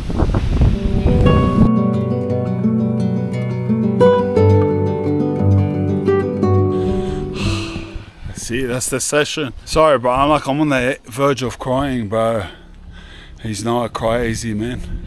Like when I was training, and I just had the Foo Fighters playing. Spewing, I can't play music, you know, because it's copyright by YouTube, but it doesn't matter. But like, I was thinking of one of the brothers from my area, Dunker. He was like famous on TikTok, Humdinger he was on TikTok, but he's Dunker, he's from my area, he passed away just a week ago. And I'm gonna miss his funeral because I'm here. But like, I had these tickets booked for this trip already before I knew that, you know, I had to come. But he's one of a younger generation than me from my area. He's from Glebe, one of the inner city Sydney areas. It's like the funniest bloke he was. And you know, I envied something about him, bro. Is that how many people he had around him, and he was always making them happy, bro, you know. And I cried about this a few times. My missus, my wife said, what's wrong? And I just said, he was just such a great person. He's just always surrounded by people making everyone laugh, bro, you know? And sometimes I wish I had that. You know what I mean? All the money in the world and, you know, you can all this, all that, whatever, bro. Like, it's sometimes all you need is people around you making them happy, you know what I mean? And he had that, cuz. And he was the richest person in that aspect, the richest, lad. Never ever was he negative. He passed away, bruh.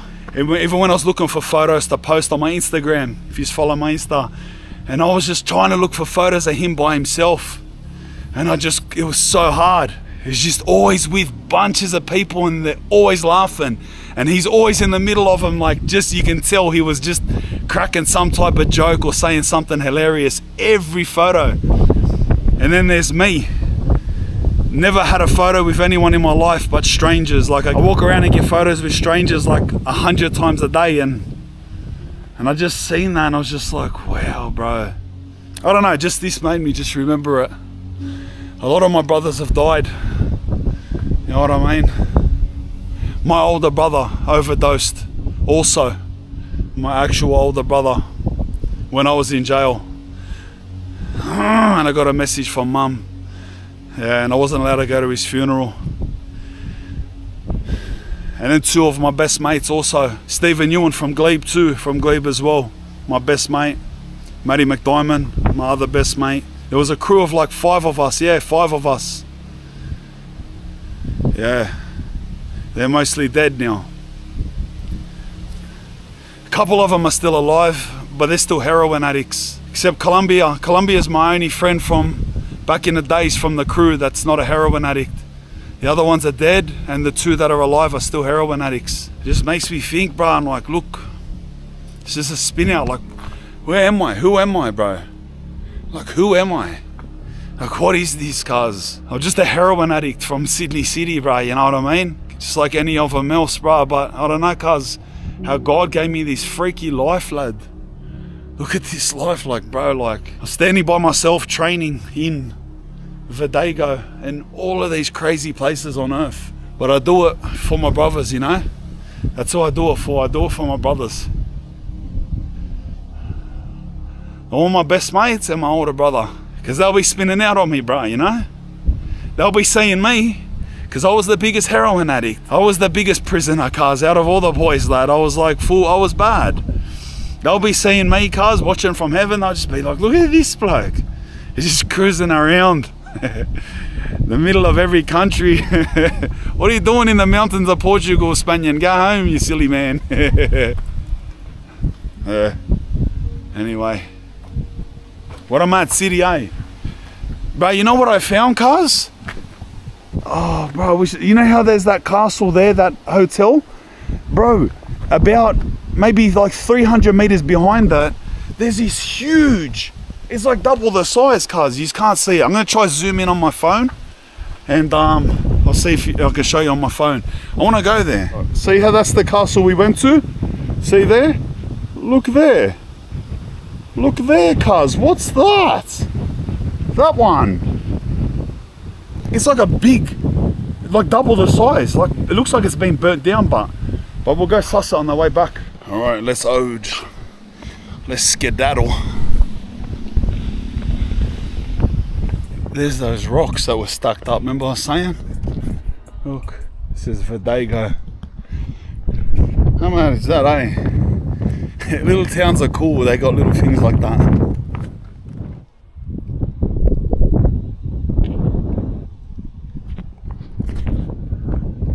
It's hard to visualize the feeling of living in a town like this, or any small town, you know what I mean? Any small town, really. But this is like a very quiet, very peaceful, relaxing, old school town. You get what I mean? Saying just any small town, this is just like the people of here, just like we live the way we lived a long time ago, and it's not gonna change. The cars have got slightly better and we have mobile phones. That's the whack. Nothing else is changing. You're not changing our streets. You're not changing our shops. You get what I mean? Like, you've seen where I live. The beginning of this vlog couldn't be any more opposite. My goodness.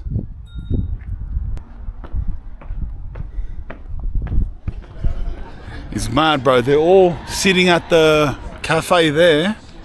It looks like there and there. And here are the cafes. This is the spot. This is like central, like right here.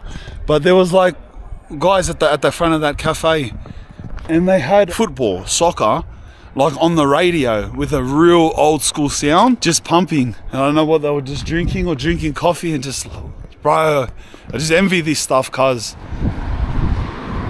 Look at this lad, a full donkey and a baby donkey, bro. This place has a full donkey in it. Donkeys are vicious, cuz they full try knock you, lad. You know, donkeys can't be trusted around other animals. They're vicious, cuz. Like, I swear to God, I've seen videos, lad. Not that I know, not that I've ever been you one. I've seen videos on you, bro. I'm onto you, donkey, lad. I know you're vicious, bro. That's right. He's trying to not be sus, trying to not look. I'm talking about you, lad. Look at that baby donkey, cuz. Wow, bro. Yeah, bro, they can't be trusted around other animals like sheep and dogs. They kill dogs. Like, they grab dogs and strangle them and that. Strangle them. A little cafe here. I'll try to get something to eat. I don't know what time stuff closes here, so if I don't eat now, I don't know. If I go back to the hotel, I won't be able to eat later. They didn't have food. It's more like a convenience store. As much as it looked like a cafe, it was like a convenience store. Drinks and ice cream. There's a supermarket there. That'll do. I don't know how they do with their eating hours in Portugal. Bro, in Spain, and we're only half an hour from Spain, but in Spain, cuz, their eating hours, bro, you cannot eat. Watch when tomorrow, it depends what time I wake up, and depends what time we're in Galicia, but cuz, if you're not in Madrid or Barcelona, for Westerners, all right, anywhere else in the country, most of the day, if you try to buy food, they look at you like, what are you talking about? Go home and go to sleep. Bro, they don't eat. They always asleep. Bro, you walk around cities, it's full empty. It's crazy. Full authentic OG, lad. All right, what are we getting? We need protein. We need fruit, lad. Protein and fruit. I don't exactly know what to get. You know, I don't think they drink milk in Portugal and Spain. They don't drink milk. They have yogurt. Oh look, there's protein here. 26 grams of protein. This is what we're getting. We're getting this. Just make sure it's in 8-day, lad.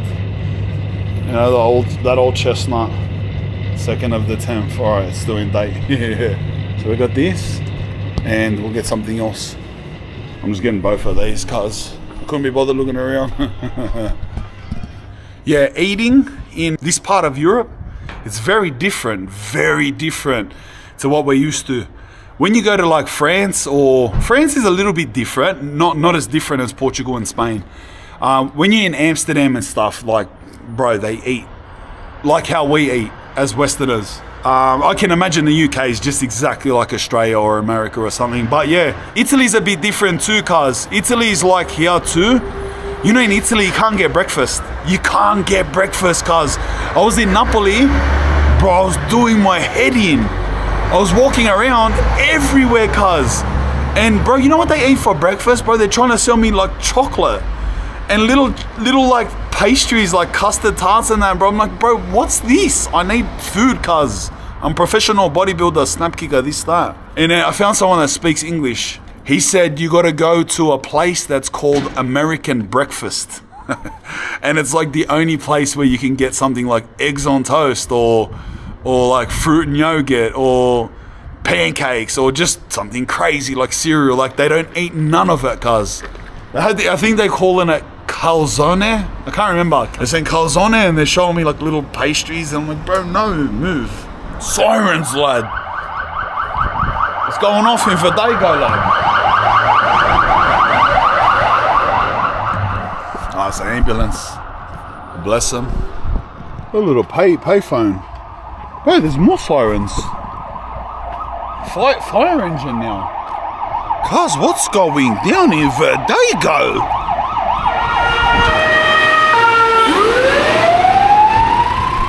It's crazy. It's crazy. It's not crazy. Well, it is crazy here.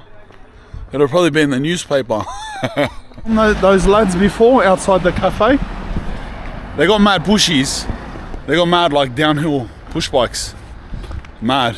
I bought a mad pushy the other day. I know I keep saying this, if you follow my Insta, because that's where you see the behind the scenes about me, really. If you follow my Insta, you'll see that I bought a mad pushy downhill like how they got a trek, and I love it. I full love it, cuz I ride around Sydney City down to the Opera House, Harbour Bridge, like every night when I'm home. But they actually got a shoe store here. It's not open, but still. There's no way they'll have my size. There's no way in the world. I gotta wait till Amsterdam. In the Netherlands, have you seen how, if you haven't, but you're in the biggest shock of your life? The first time I went to Amsterdam, cars, they're huge, bro. Everyone's huge, lad. Cause I was like, even my wife, I'm a big person, like, you know what I mean? I'm 100 and, now I'm skinny, 113 kilos, 6'4" almost, size 14 foot. I'm a big person, cuz. I went to Amsterdam, I was at the train station and my wife was looking at me like, you're small here. I'm like, what's wrong with these people? They're huge, bro. And then I researched, I found out that they're the biggest race on earth. And now I know why I have my size. I'm only quarter Dutch, and my whole Dutch side of my family, like my dad's my size, his brother, my uncle's taller. But here, back to the point anyway, is that Spanish people and Portuguese people are small people. Small. There's no way in the world they're gonna have a size 14 shoe. They'll be pushing size 11 here. But when we're in Amsterdam, they got and it's really modern too, cause I get better shoes in Amsterdam than I will in Sydney. But straight out, bro, that is embarrassing. That's embarrassing. That is so embarrassing, bro. What's that? I can't believe I've done that. I gotta full catch the plane in a couple of days. I gotta walk through the airport like that, cuz, like a hillbilly. You know what I am a little concerned about? It's 4:30 and I feel that in an hour or so, there'll be nowhere to eat around this place. Like there'll be, what am I talking about, an hour or so? There was nowhere to eat then. I drank 2 protein yogurts. But you get what I'm trying to say. Like we're headed back to the hotel. I don't think I'm eating dinner. I don't think I'm eating dinner. Unless maybe in his cute little cafe downstairs sells food. Wow, that'll be cute as, cuz. Bless him, my lad. He's mad, that bloke. He's the best. We got a car anyway, actually. We got a car. Worst comes to worst, we got a car. And we'll just pump it to like, surely there's a Macca's within 15 minutes drive. We'll just pump it somewhere. A bus express that goes to Chavez. We're gonna drive past it tomorrow morning. That is the last, it's bigger than here, the last town at the border. It's pretty much at the Spanish border, Chavez. I seen it on a map. It looked like at least 4 or 5 times the size of this town. Hey, Toyota Celica. Hey, not bad, cuz. That other huge castle is further down here. We've been walking a lot. I want to drive it. I reckon we go in here, get the keys. We drive it, just in case I walked. I don't know if it's that street or this street. And I don't know, walk half an hour and that's the wrong street and walk back. We've done enough walking. Grab the car, go for a burn, lad. But you want to know the craziest thing? I'm not tired at all. 5 o'clock. I'm not tired at all, cuz. I'm sweating. That's hectic. We might be straight back to normal, lad. Alright, let's go inspect this way first. Does that mean we're leaving Verdego? Verdego with a red strike through it? Yeah. It's over there. We did go the wrong way. Lucky cars, lucky we drove. It's through those trees, I've just seen it. We had to do a U-turn. It was that other street. Not like that. Forgive me. Alright, Peter Brock. In the comments. There you go, brother. I done a Tokyo drift to make up for it. Oh, car. I just found a shortcut, cuz. It's like I've lived in Verdego my whole life, lad. Look. What? Little bikers cars. Have a look at them. Look at them go, bro. Verdego bikers, lad. Dawn Adley. Gave me a little wave and all, bro. Go hard, lad. Look. Look what I found. Oh, this is it. Lad. This is it. Oh, this isn't a shortcut. This is the entrance to it. Wow! What's that? Look at this place.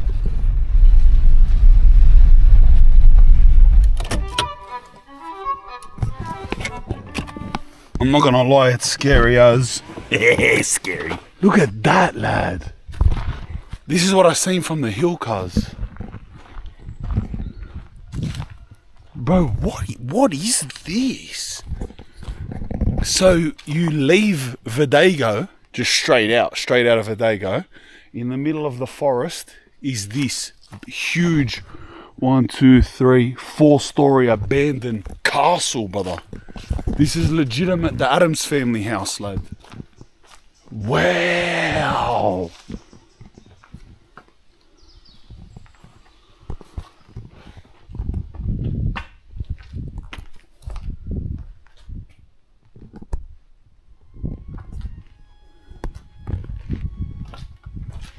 Look at this side of it, bro. Just the context, bro. Like, brother, we are in rural Portugal, in the middle of nowhere, outside of a little tiny village, down the forest road. And you find that. So like I said at that other massive abandoned hotel, like what is the situation at what year, what century was this place? Like some relative billionaire back in the day's mansion, you know what I mean? Or like a king's residence or a prince's residence. Like, bro, that's insane, cuz. That's got to be like the biggest building in the town, cuz. True, there's no building in the town that's bigger than that. Look how they get around out here, bro. Just keys in the door. I told him his keys were there. He's like, oh, you're lucky someone didn't fly away in your little Citroen. Yeah, Citroen. Hey, triple room. Bro, this place is spooky. The goblins here, goblin everywhere. Everything's spooky the way it is. Bit of sauvage. You know, in jail, what we call that? We call it a Walgett wash, lad. This is what's going down, lad. It's 6:30. Let me show you something. Let me show you something. I cleaned my shoes, cuz. I had to, brother. There was no way I was wearing those shoes anywhere like that. I cleaned them. I don't have no scrubbing brush, no nothing. I just done this with warm water and soap in my hand. But it looks like they come out alright. Well, a lot better anyway. The problem is now is that they're still wet. And that's my only footwear. So I'm barefooting it, and we got to get dinner. So I thought, how am I going to get dinner? Barefoot, drive-through. I looked up the closest McDonald's, poo. It's in that next town, Chavez, 19-minute drive. Right next to it, Burger King, slightly better. Right next to it, drive-through. That's where we're going. That's where we're going, bruh. We're getting drive-through Burger King for dinner, lad. It's open till 1 o'clock, so let's cut. Then come back and go to sleep. It's 6:30 by the time we come back.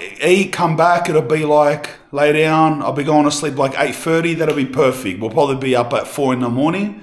We're off. Good, no one's sitting out here. I was thinking when I was coming down barefoot, people are going to be sitting there eating ice cream and just judge me. I won't bore you too much with this drive. I'll just jump in and turn the camera back on when we're there. You're going to see all those same roads tomorrow when we leave, because it's that way anyway. It's 20 minutes towards the Spanish border, so we're going to see it at like 5 AM anyway.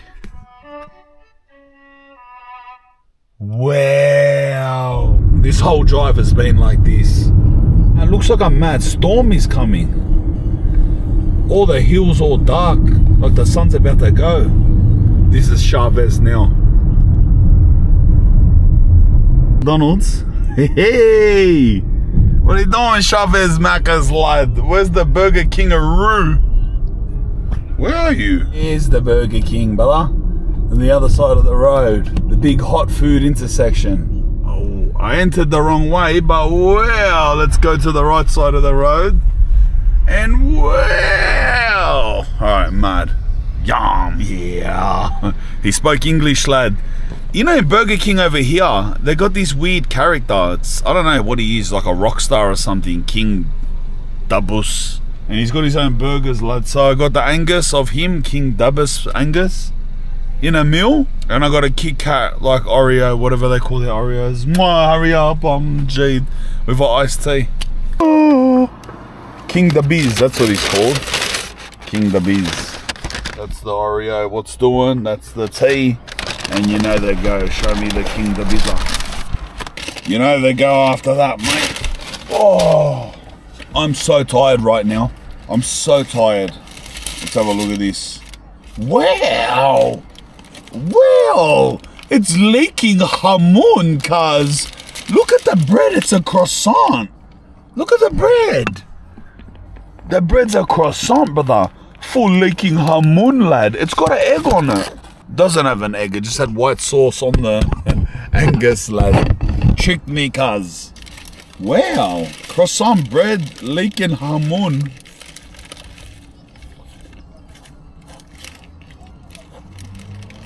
Yum.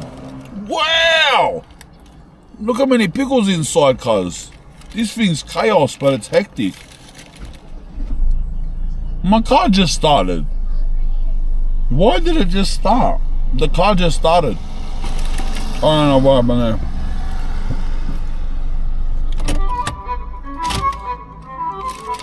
there. Hey. Bro, while I was eating, see that bike there? 2 dudes, lad. They just jumped off cars. I don't know, bro. They were like 16-year-old boys. And bro, they were just so innocent, lad. People here are so innocent, cuz. They're so like down, they're normal. They're so normal, cuz. It makes me compare. I always do that. Whenever I go to another country, I compare it to like where I'm from. Where I'm from, someone is always something. You know what I mean? Even when you talk about like kids, whatever, teenagers, people, someone's always something. They're just like really something. You know, they're either a criminal or they got like pink hair or they're rock and roll super. They're just all something. Like everyone's to the extreme. And people here, people are just down the line, cuz. They just jumped off like 2 excited dudes. They were 16 years old and they pulled up there. One was getting doubled on the back of another one. And they took their helmets off and they just looked so innocent, bro. And they were like full G that they were at Burger King. Like you could see it in their face. They were like boom, boom, yeah. And like, I don't know, cuz it was just mad, bro. Everything's just straight down the line. And over there, while the whole time I was eating, there was a pack of like, there was like 15, like 13-year-old kids. And they were just so like, I don't know, they were just laughing. They just looked so, yeah, I don't know. Even the store, bro. Look at the store, Radio Popular. Like, Radio Popular. Look at their logo, RP. Like, that's how just down the line they are. Radio Popular. What's your logo? RP with a badge? But they don't care. It's just, it is what it is, bro. They just worry about the important things, you know what I mean? Everything's over the top, I guess I'm saying. Like, that's the exact explanation. To summarize what I'm trying to say, where we're from, everything is over the top. Everything, cuz. Nobody is just, you know? Just imagine living here, cuz. And your slad. And you know what, bro? Old people too. I love this. Around here, old people, they don't stop looking at me. That's a mad test. I'll tell you what. Where are places, old people, when they inspect stuff, or the behavior of the old people is a true testament to the place. Because, like, the old people here, they spin out on me, cars. They won't stop staring. They're like, what is this person? What is he? Get him out of here. They're judging me. Is he no good? Is he good? Like, why does he look like this? What is he up to? They just don't stop, lad. They will stare at me for like 10 minutes straight. But that's mad, bro, because where I'm from, an old person wouldn't even look at me. Think about what I'm saying. Where I'm from, an old person would be too scared to look at me. Like, how horrible is that? What does that say about the place that I'm from? I'll sit on a train, there'll be old people, they will not look, cuz. They will not look at me. They just do not want a bar of it. And think about what that says as a society, cuz, when your old people won't even look at you. Here, it's like the complete end of the spectrum, you know what I mean? The old people are just like death staring, like, we don't know what you are, but take it somewhere else, you know what I mean? That's exactly what it is, but I love it, cuz. How beautiful are these clouds, bro? Look how orange it is, lad. That looks hectic, man. I just put the windows down through this little town. The maddest wood fire smell. What a perfect topping to that sky, lad. So I just pulled up here at this mad lookout. Maddest song came on the radio, cuz. I can't play it because they'll copyright I gotta keep talking, but you hear what song it is. Another love on my tears. This is a sickest song, lad. On another love, another love. Sometimes I feel, cuz, songs get put in front of you, lad, at the perfect time, cuz, for reasons, cuz. There's 2 times this happened in 2 weeks, but that song's in my playlist for 5 years, bruh. And I seen this here. Wow, cuz. What a lookout, eh? Look at that, bro. Cuz I can't get enough of that. We've only got one night in the Portuguese countryside, so I'm taking it in as much as I can. It smells so nice out here, cuz. And man's the little seats. They're my little stone tables, eh? That's like how the table was where those 2 young lads were blazing, lad. Today, up on top of that mountain. There's a sound of so many dogs down there barking. Like, oh, the cars, I reckon. At least 4 or 5 dogs. Just... Bros, I swear, I think way too deeply, bro. Every time I come to Europe, it happens, lad, too. Just watching that sunset, lad, like pulling up here.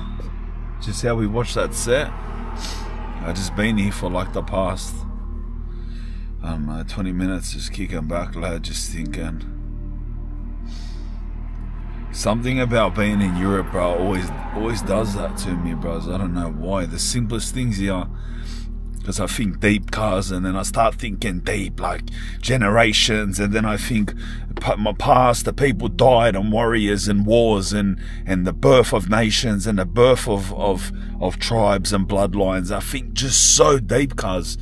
And it all just, you know what I mean? It becomes heaps, and then it becomes spiritual, and then it becomes like emotional. It's just, even just watching a sunset in Portugal, you know what I mean? And you ask, well, maybe some of you think, why did I even stay the night in Portugal when I was supposed to be going to Spain? And you're right, but I'm staying tomorrow night in Spain, and I am going to Spain, and yeah, you're right, like my Abeulo, he's Spanish. But I tell you what, like, you know what I always noticed? He would always do Portuguese things. he would like always shop at the Portuguese butcher. He wouldn't go to like Spanish butchers, and he'd go Portuguese ones. And when he'd have his birthday, he'd have it at the Portuguese club, you know. And I used to think, why Portuguese, you know, because I didn't understand much. And then I noticed like the part of Spain he's from, and those Spanish people and Portuguese people are probably a lot more similar than people from the other side of Spain, you know what I mean? So they're very similar, cuz it's like I said today with the Portuguese men carving the jamón, and it just reminded me of my Abeulo. So it's like, and it's the same people anyway, really. It's the same people. It's only a few hundred years ago that they decided, oh, we're just going to be our own country. They were just part of Spain, do you know what I mean? It's like New South Wales and Queensland, you know what I'm saying? That's why, like, just back to what I was saying, it's just, I don't know, cuz always do it. Everywhere. Every part of Europe I'm in. Mostly Western Europe. I love in Greece too. I feel like that. I know I'm not Greek, but all through Western Europe. I remember I caught a boat the first time I went to Amsterdam. I was just like, bro, my eyes were just pouring. I didn't know why, bro. I just caught a boat just across the water, lad. And I was just like, bro, my people have been doing this for so long, cuz. This is a mad spot, eh? Abeulo on a Saturday night. Hey, there was some people in there. There was some people eating in that restaurant. Cafe's pumping. Let's go. Soccer's on. Let's go. Barber's still going. Let's go. We'll fill up there in the morning before we leave. Alright, that's a day. I'm gonna go up here, go to sleep. Oh, we lasted alright, true. 8:30. I thought I was gonna be struggling to stay awake till like 6. 8:30. I go up here, brush my teeth, relax, play on my phone a bit, go to sleep. As soon as you wake up, I'm gonna jump in the shower, we'll cruise. We'll head off to Abeulo's village as early as we can. Morning, lad. It's 4:40, bruh.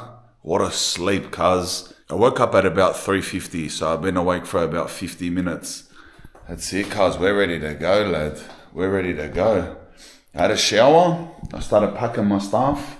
Pretty much everything's packed, just charging the phone and the little portable charger. The only thing I haven't checked is I haven't gone out here yet and checked if the shoes are dry. Imagine the shoes aren't dry, cuz. They have to be dry. Because by last night, they were like mostly dry. But if it didn't rain. That steams from the shower. Oh, bro, it's freezing. It's freezing out there. I didn't expect that. Maybe I'll get the jumper out. Lucky I brought that hoodie, cuz. I swear. Do you reckon we go over to the haunted goblin castle, lad? No, they're wet. Brother, they're wet. Why are they wet?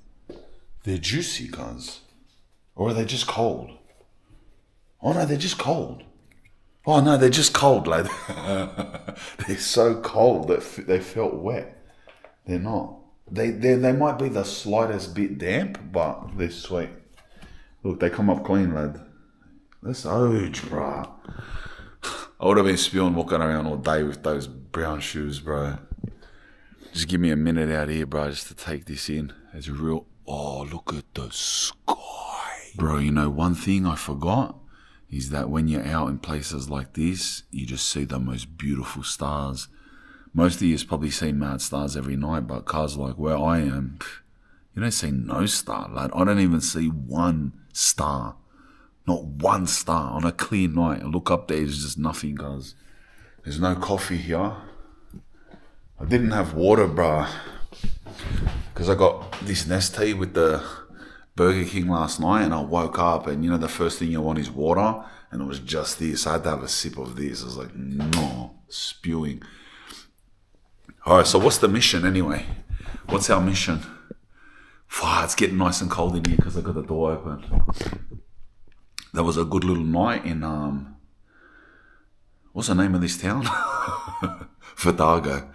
Good little night in Vidago at My Portugal. Shout out to the old man that gets around here doing his thing.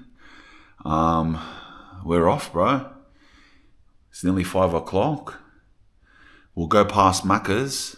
We'll drive back to that. I need a coffee. We'll go drive through Macca's. I need to get coffee, and then we'll head straight to Abeulo's town.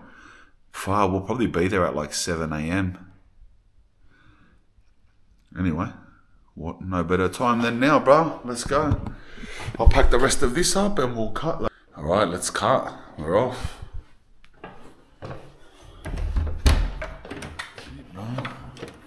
Turn the light lay off again.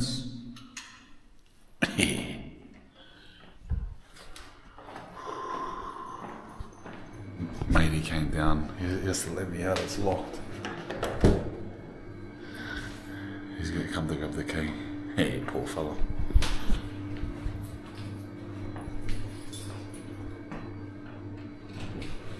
Thank you very much. Hey. I love that guy, bro. He's mad, bro. You know what it smells? It smells a bit like a farm. Farm animals. Like chickens. It smells a bit like chickens. Oh.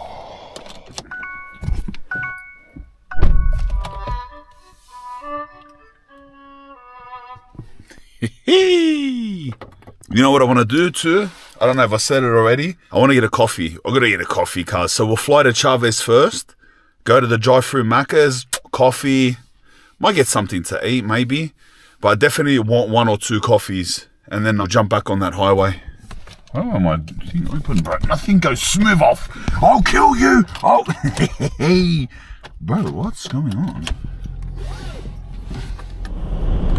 See the steeple up on the hill where we trained yesterday? Good morning, Verdago. It's a bit early for you, I know. It was good to meet you, but we got to say goodbye. Mad little exploration, eh? Staying here in Verdago. That was sick. I'm glad we done that. I want to start doing that more often, staying in like just little random towns that no tourists go to. Verdago is cracker. See you later. I just love when songs like this just pump on, bruh. Just full classics, you know what I mean? Just thumping through the Portuguese countryside, 5 in the morning, brother. Let's go. Bruh, who sings this song, cuz? Are they Aussies, lad? For some reason I'm thinking in my head they're Australians. Tear us apart. Let's ouch, bro. I need a coffee, lad. They're playing Aussies in Portugal, brother. Let's cut. Let's ouch. Oh, the McDonald's is closed, lad. Brother, what's going on there, cuz? Ladski. Adski lay. On their Google, it says they're open at 4 a.m.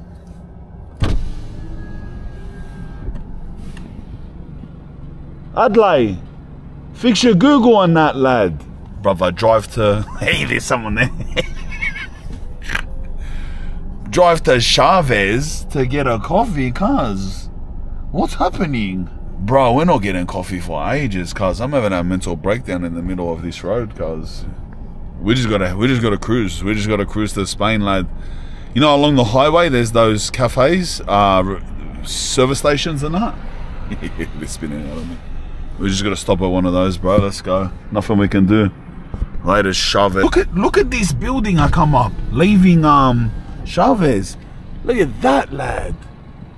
That is magnificent, cuz. That is off its head. Bro, look over there. Bro, look at that. Look at this little town, lad. Wow, cuz. Wow, bro. This is full OG, the little historic Portuguese village, cuz. Wow, look at that, lad. We've just full accidentally come through like the historic center of Chavez, lad. Look how beautiful it is, cuz. It's like here, it's like being in the OG part of Lisbon or the OG part of Barcelona or something. Or Porto. Yeah, it's very much like Porto, cuz. It's mad. Cuz, look at people's houses, lad. Look at their houses, cuz. The whole floor is like cobblestones, lad. How mad is this? This town is 7 kilometers from the Spanish border now. we left this village part. Chavez was hectic, bro. It turned from that McDonald's to like a historic part, and then just to a full village, cuz. And then we're 6 k's from the Spanish border. What a place, Chavez. Wow. That's it. Boom. We're in Spain, lad. Let's go. Hey, that was it, cuz. That was where you cross into Spain. So straight is Vigo and Orense, and right is Benavente and Madrid. So we're taking a right because it's towards Benavente. It's not funny. I seen a servo open at the last second, and I was doing about 160. And it was like I had from like here to the sign to just get in there, and everything went flying, cuz, in the car. Let me recover. Please be open. Please have coffees. But I nearly died for this. Alright, nice. They sell coffee inside, bro. The lads in Spain, they fill it up for you, bro. In most countries, they can't fill it up for you, but I said to him, you got coffee? He goes, cafe inside. That's huge. Oh, yeah, there. Yeah, beautiful. Yes! Service station in Spain? Chorizo, brother. Big chorizos. Little, oh, come on. Little chorizos, cars. They don't mess around here, brother. You get petrol, you get your chorizo, that's it. Ciao. I gotta speak the language more, eh? I got a coffee, lad. Let's age. Lucky I nearly killed myself getting into this petrol station, lad. I was full thumping, bro. Because everyone thumps it here, cuz. You think I'm driving fast, brother. I was getting overtaken by people. This car's not powerful. I was just doing cruising, 140, 150, something like that. My coffee addiction almost had me wrapped around the pole. Oh! Yum! Yum! Let me just enjoy this. It looks like the sun's starting to rise a little bit too. It looks like the sun's just coming up. It said, I checked what time it said the sun rised. Actually, my manager messaged me. WhatsApp me. He goes, if you're there before 8, the sun will rise. The sun rises at 8 in the village. So if you're there before 8, it'll look mad. And I go, yeah, I'll be there before 8. But cuz, the sun's rising now, brother. We're still ages away. Still an hour, bro. Look. Yeah, still an hour, lad. Let's continue on. Bro, look what I'm driving through. Full thick fog, lad. It's hectic.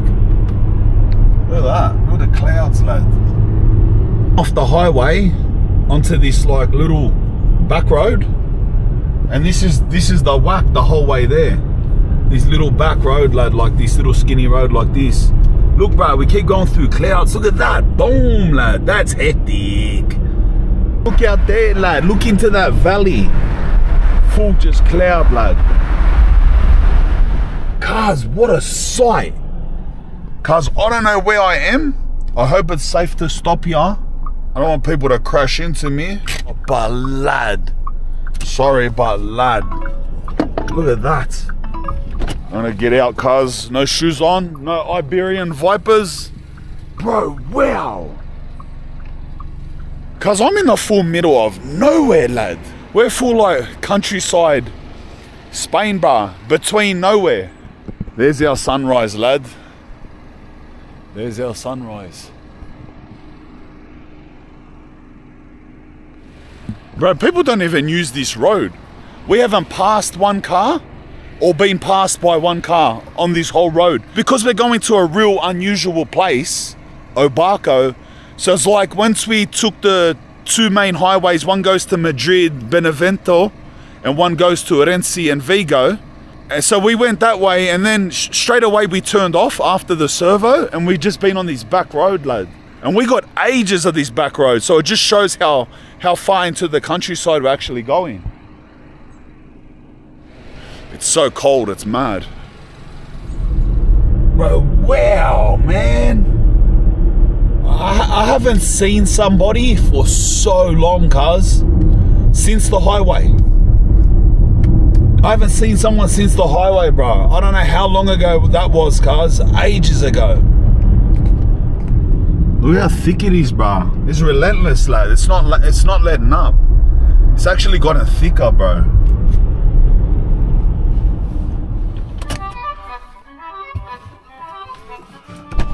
Bro, I know I keep getting distracted, but cars, like, look at this little park.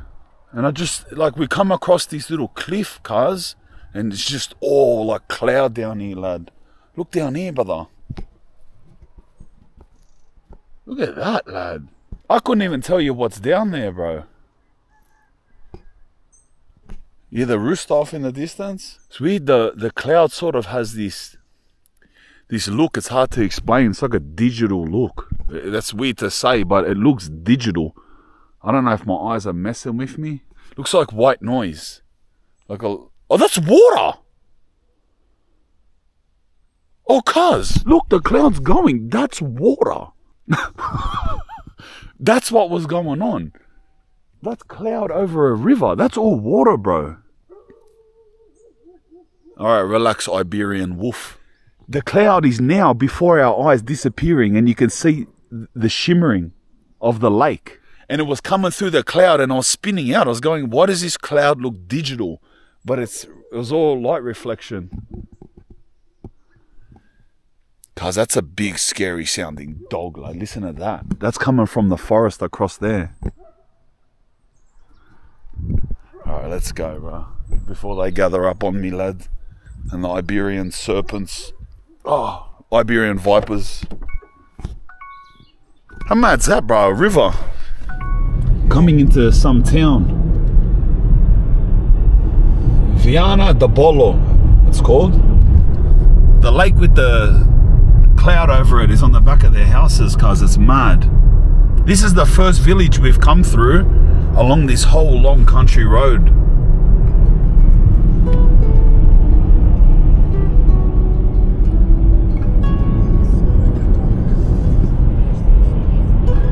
How crazy is this? We're getting close, and there's a town there named, it was, if I turn right back there, named Prada, P-R-A-D-A, and that's my Spanish last name. That's my Abeulo's last name. His name was Francisco Prada.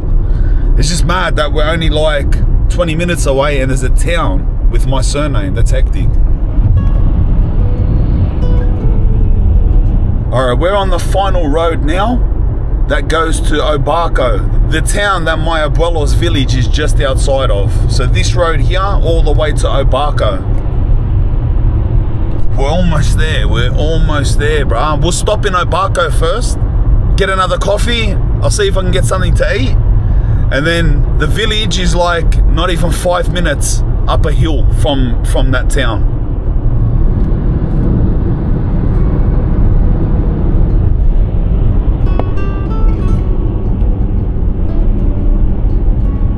That's a shot over Abeulo now. Next turn off.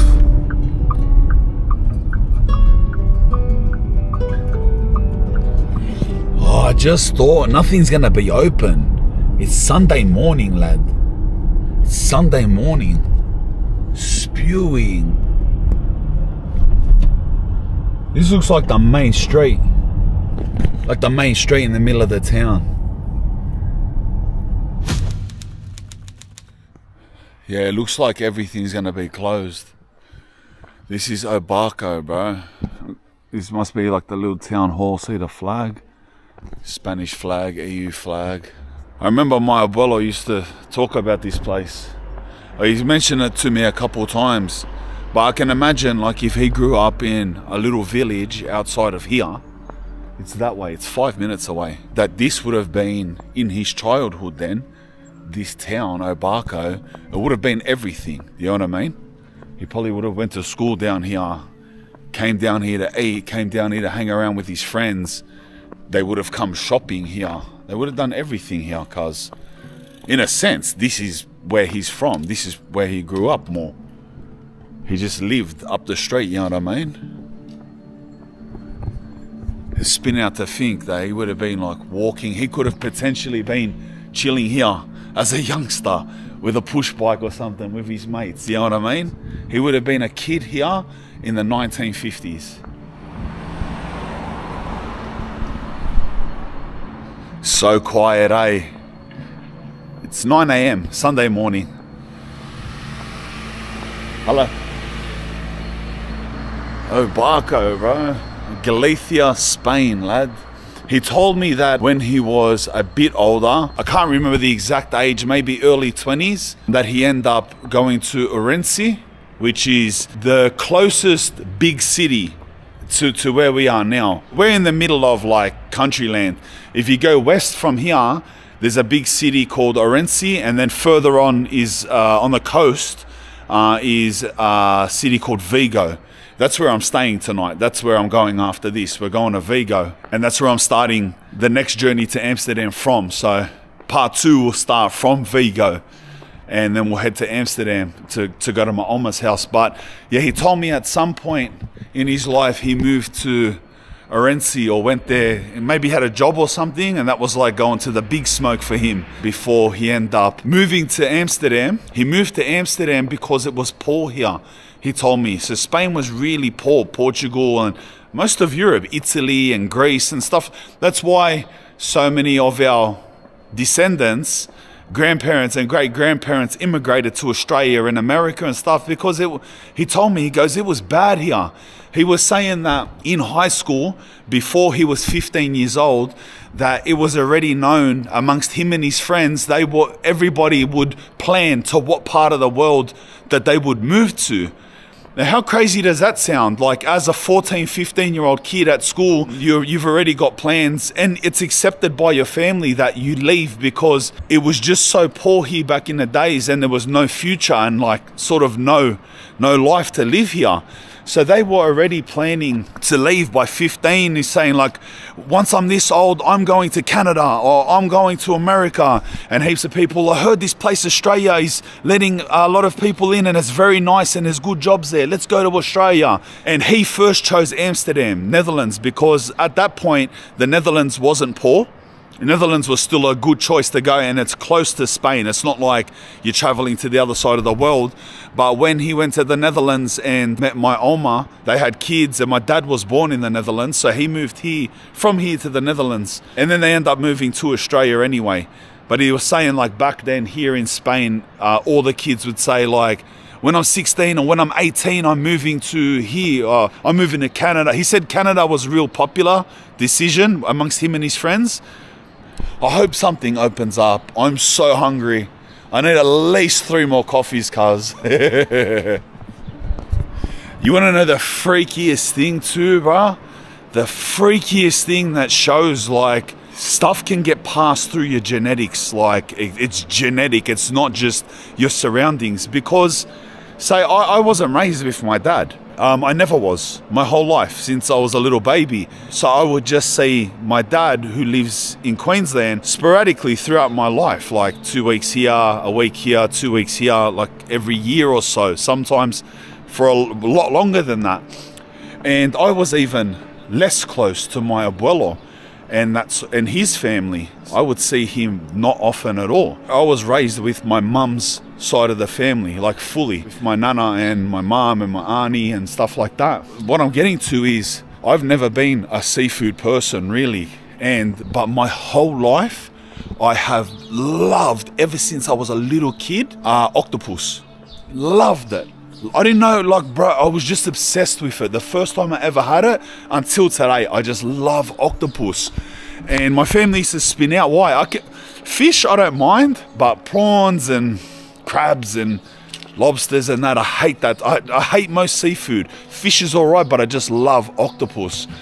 And then I found out that my abuelo, he was saying there was a part of his life where he needed to catch octopus and kill him and cook him himself, and he lived off that. Like, he used to eat it multiple times a day until he passed away. He used to, that was his thing in his household in Sydney. He'd cook the octopus and he'd do it Galician style with like paprika and it's just mad. I didn't know none of that. I didn't know none of that. I didn't hear any of that story. I didn't know my abuelo loved octopus. I don't even think my dad really, he might like it, but he doesn't specifically like it. But it got passed on to me, cause like my whole life, just octopus, you know what I mean? Yeah, so when I learned that from him, not long before he passed away, I was spinning out. I was saying there's no way. His favorite food's octopus, and he lived on it 2-3 times a day, and it just got passed to me, bro. I could live on it. And the way he cooked it, this Galician style, is just hectic, lad. It's legitimately my favorite style too. Although I like octopus done many different ways, even like Vietnamese style with chilies and just, but yeah, the Galician style is hectic. The mad cross in the gap in the sun looks beautiful. Oh, there's a soup. Oh, wow. There's a bakery open. There's a bakery. It's mad. Oh, they got coffee here. Yes. Yes, lad. Food, coffee, let's ouch. This breakfast right here, lad. Remember what I was saying, like in Italy too, how you can't really get like a breakfast that we're used to. It's sort of like sweets and that's it. It's not as bad here, but it's sort of the same thing. Like the most normal thing was a croissant. Everything else was like full of chocolate or full of like, you know what I mean, like custard and stuff like that. So I got this like custard bread. I think it's a custard bread, and then just a plain croissant and a coffee. But yeah, it's like they don't eat like us. They eat very different. Stuff like that is mostly like at dinner, you know what I mean? We eat big cars as Westerners. We're frying food at 6 in the morning, lad. I've got 2 of these things, lad. It's like, I think it's chicken, lad. Spicy inside. At least it's meat, lad. Tastes mad, but both of the ladies in front of me, like 50-year-old ladies, they both have croissants on their plates that they've broken into like 10 or 12 little pieces. And they're both like, pick up a little piece, and they got milk coffees, like cappuccinos or something like that, and they with a spoon they dip it in, and they're eating it like that. Croissants in coffee, like look. I'm trying not to get busted filming them, but do you see it? Yeah, like, yeah. There must be a thing here because they're both doing it. I got one more coffee on the takeaway, lad. I don't know when the next coffee is, and I'm only up to coffee 2. Does anyone else have like legitimate, I might exaggerate, 7 to 9 coffees a day?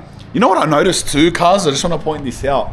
It's just a spin out how like, bro, they go to sleep in Spain, like at night, they full pull down shutters, cuz. You see what I mean? Yeah. Some are starting to open up now, but you know, like screen shutters? Every single person fully pulls down every single screen shutter. So their house is completely blacked out all night until the morning, and they'll come and open the shutters. For somewhere that's assumably so safe, that's interesting that they do that. It's just the normal way. Bro, if someone in Australia, if you walk past the house and all the shutters were down like that, they're either severely mentally ill or they're doing something highly suspicious in there. Do you know what I mean? It's like you look at it and it's like, what is that house?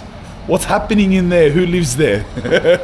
You know what I mean? And we got the sketchy areas. Anyway, let me show you where the village is. So here, that's where we are now. It's just here. It's 6 minutes drive. The village is called Villanova, cuz 6 minutes drive. So let's go.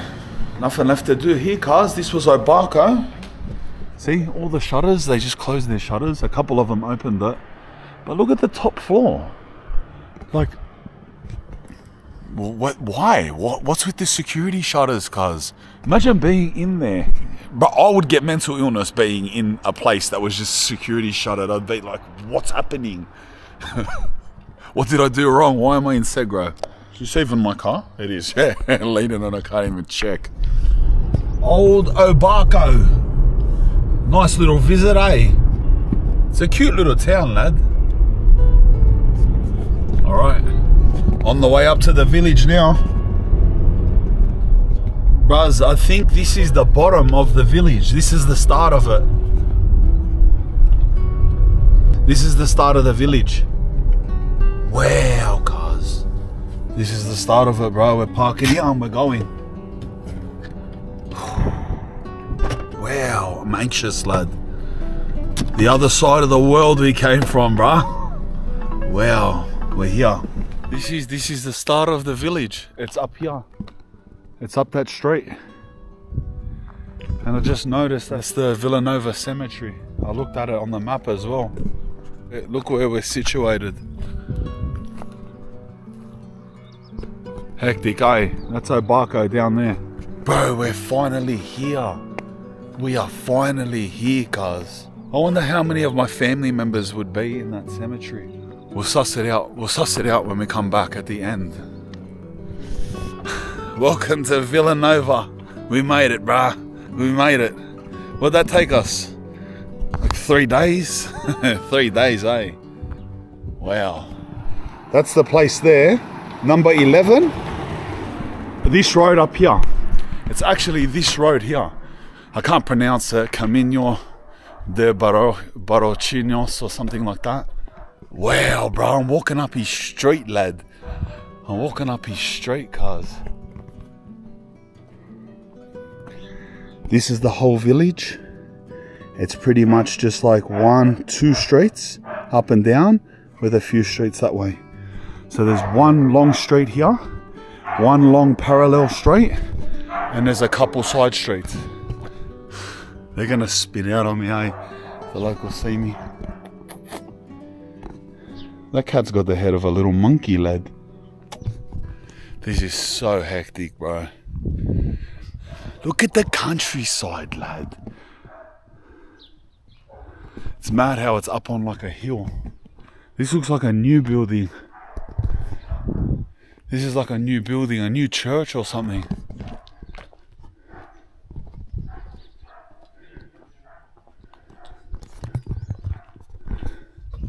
Yeah, look at that. Wow. Look at the church, bro. Oh, so that's like the old church. Original church. You can see that it's old. And this looks like it's a part of the church grounds, this old building. And this is like a new extension. That looks like, you can even tell by the wood. Looks like it's been built in the last, bro, straight out last 10 years, 12 years or something. This would have been his church. This would have been my grandfather's church. He would have came here multiple times a week. Imagine that, cuz. He would have been a little kid like here, playing.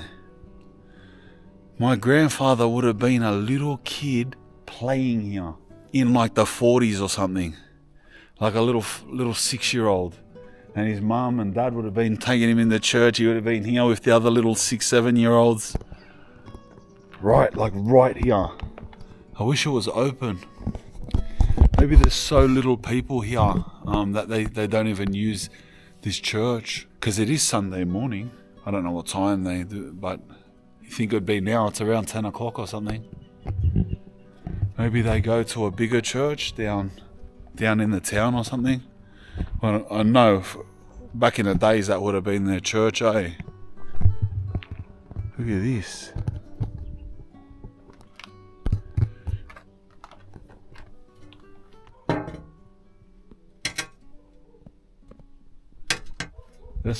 That's where they would have got like water, eh? Obviously they'd move this plate like their well. Is that what they call it? A well? Maybe it has a name or something. Obviously it has a name. I'm going to say maybe that's the name, well. Maybe it has a name, I don't know. Who's that person? I don't know. Maybe he's got a name, maybe he doesn't.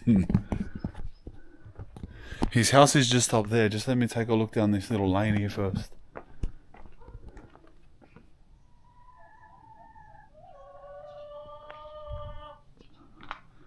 Little chicken coop there. I'm glad I wore my jumper, not because it's cold, but just so I don't have all tattoos and stuff. Sometimes, you know, like when you're just covered in tattoos and that, you feel like an idiot, bro. I'm not gonna lie, you do. Depends where you are, bro, you know what I mean? Like if you're where you're from, it's like, yeah, whatever. Even where I'm from, I'm sick of it, bro. Like everyone has tattoos now, like, well. But when I'm somewhere like this, and people are looking at me, like I'm walking around like a village or something, and I'm just walking around just covered in tattoos. They look at me like, what's wrong with this guy? What's wrong with your brain? So I feel a bit less anxious that I'm covered. What number are we up to? 10? That's 10? His house is 11, cuz. Where's 11 then? God damn, bro. Bro, chill out, lad. Come up and king hit the door. Just there's some people here doing some things, lad. I don't know what they're on day, but yeah. Hello.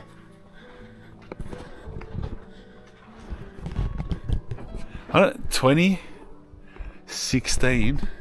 I don't know how the numbers work, by the way, because it was 10. Then I went 20, then 16. I don't know, that 10 threw me off down the street. So the evens are on this side, so it has to be on this side. There's no houses here. It still stands because my dad sent me that photo from Apple Maps.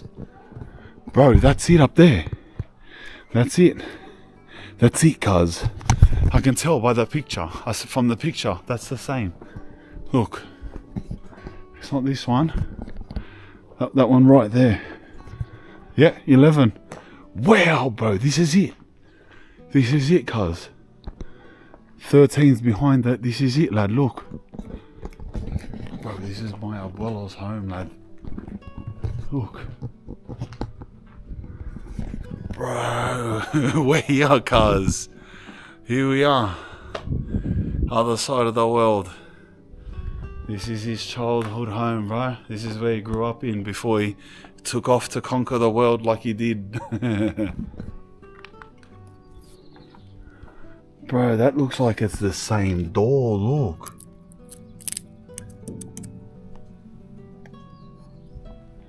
That's probably the same door, lad.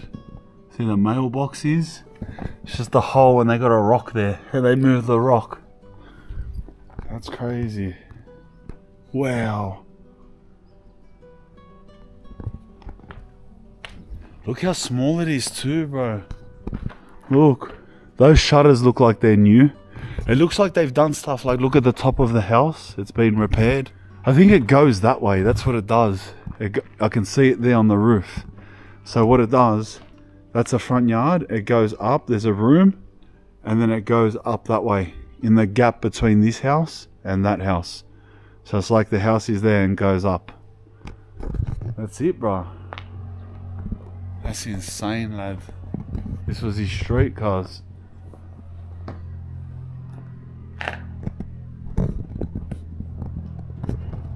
People would live there now, you can tell, because it's well kept. I took my jumper off. It's so hot. I know I said I hate when walking through places like this with tattoos show on, but cars, like, I don't think there's going to be anyone around anyway. It's so hot. Let's walk up. Let's walk through the rest of the village, bro. Suss it out. So this was his street. Look at this little wooden window, bro.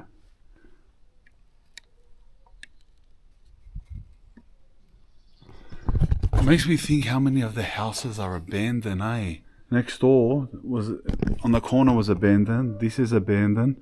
I'm pretty sure his house wasn't though, because it was well kept. But look, even when you're here, look, abandoned. Wow, look in there, bro. Things abandoned.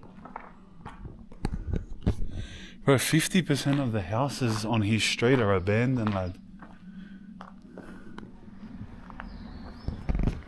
And this is the other street. So there's only two streets. There's his street and there's this street. And this street leads back down to the car. And this exit the village. Yeah, that's the exit the village. Alright, this looks like this is the main street. There's all cars parked on it. So his was like this skinny street.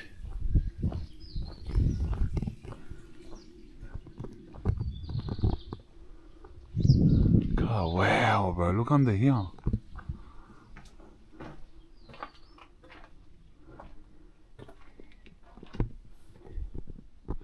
This was a lane with 4 houses in it, cuz. Look. These were houses.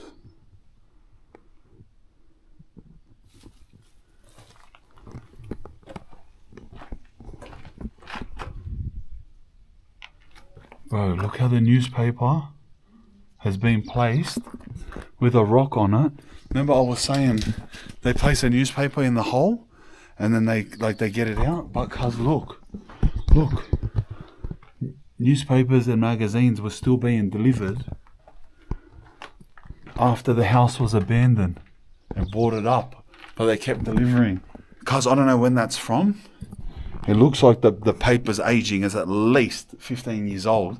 That's how like untouched this village is, that the postman delivered something 15 however long years later, like nobody has even lifted the slate. Look, I'm the first person to lift this off. The slate that weighed it down.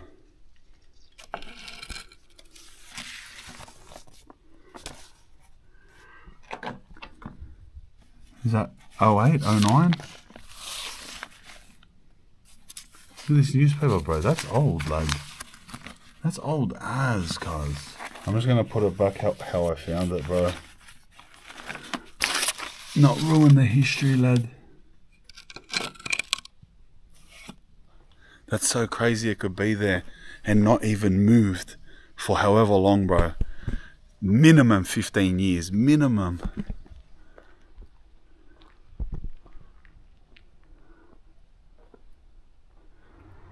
This was their water supply. Maybe back in the days, this was the town's water supplies. For the people that don't know, most of you will, all these very old European places, all the towns, even you can go to some major cities, go to Rome and Naples and like major cities, Barcelona and stuff like that. And in the middle, you still see these, some of them aren't taps, some of them are just constant running water.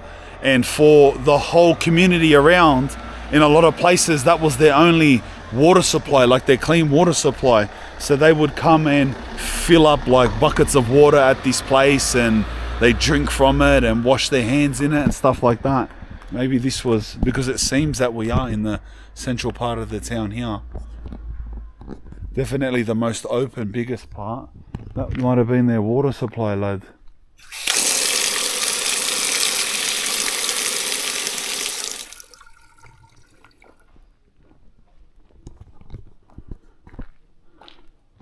What's this little walkway? Oh, it comes out to here. Comes out to his, oh no, this is that little lane. We looked up. Remember we looked back and there was a little lane? So you can cut through. There's two kids fighting in the street up there. Can you see them? A little boy came out stressing, and a little girl came out and grabbed him. He's in the middle of the street screaming.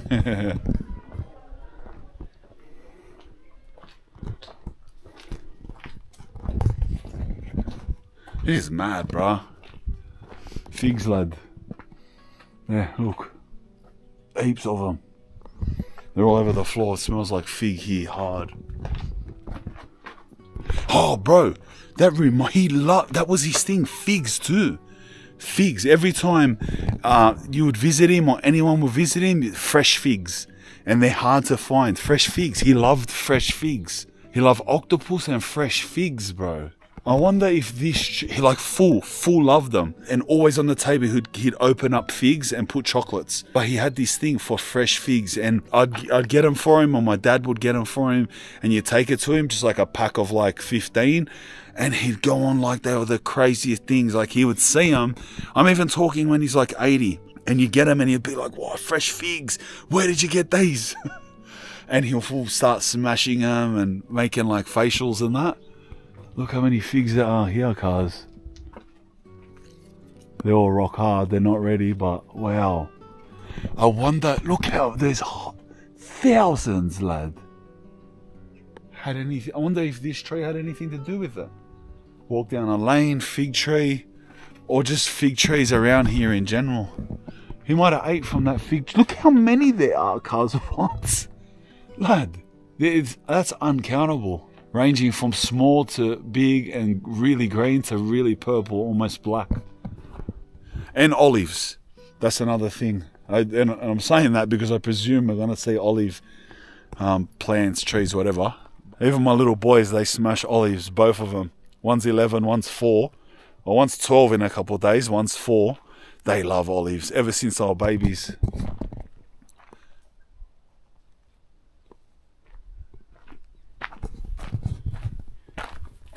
Oh, they're figs too, look. Another fig tree. Another massive fig tree. So this village has fig trees all over it. Oh, these are soft. Wow. But I don't know if they're going to be infected or not. Surely you have some type of prior knowledge. I wouldn't have the knowledge to know. No, they're sweet, lad. That's an 8 fig, eh? 8 fig. Is that right?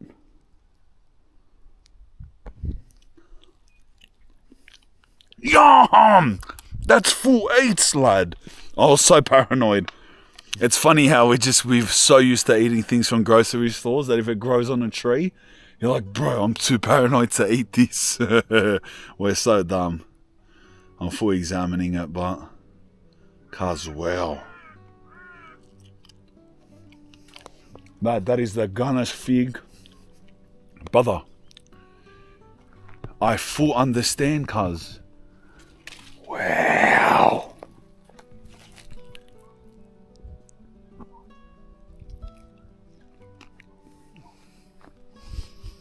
Oh my god. One just fell. Oh, they're all fig trees, bro. Bro, the whole thing's figs, lad. There's millions. Abeulo, I don't know if you can see me, if you're listening to me. I found your fig stash. I found your fig stash. I'm here. I know that you came down this lane and started just pumping them, mate. You and your friends kicking back, filling up on figs. I found them, Abeulo, and they're beautiful. They're hectic. Wow, bro. Every single one is full ripe. That one's not full ripe. Some are riper than others. You can tell because some are not really that red inside and some are heaps red. Like that one. That one looks like jam inside. Oh, that one tastes like jam inside. Wow. Look at this little spot, lad. I gotta take an Instagram photo here, bruh. Look at this little spot. How cool is that? Even the keys in the door. That's how trusted it is. That's a mad wall, bro. Wonder how old that is, eh?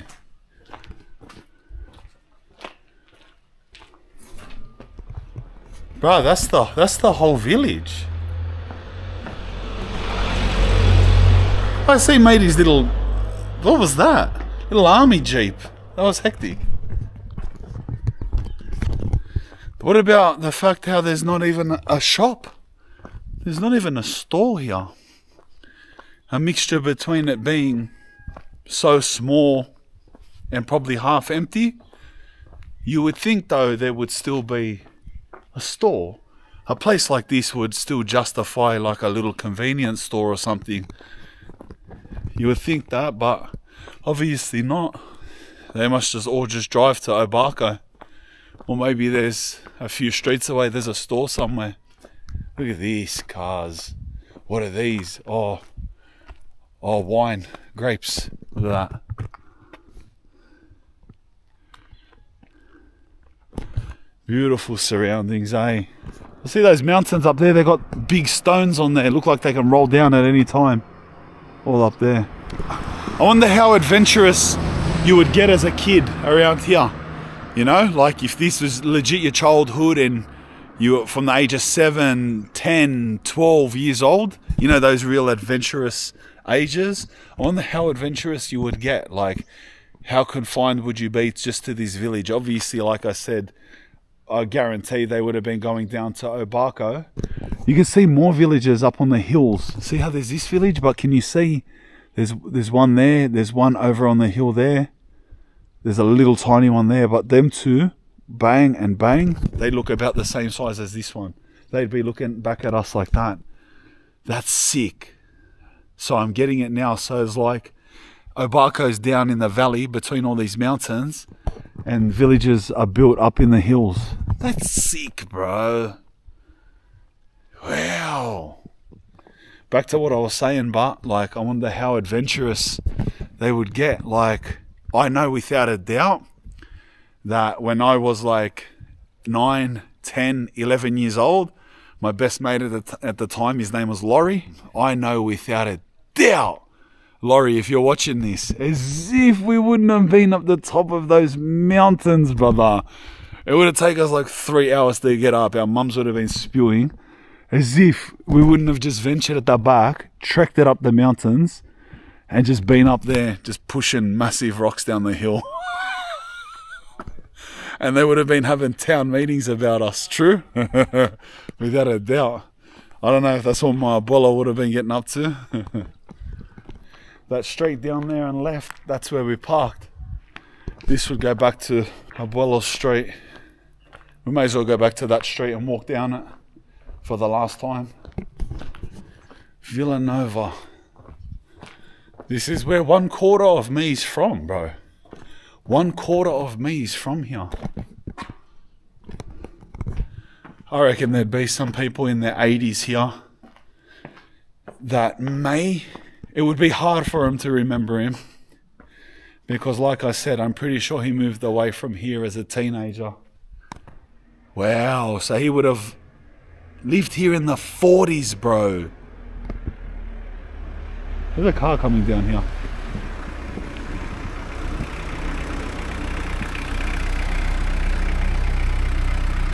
Oh, bro, they got grapes.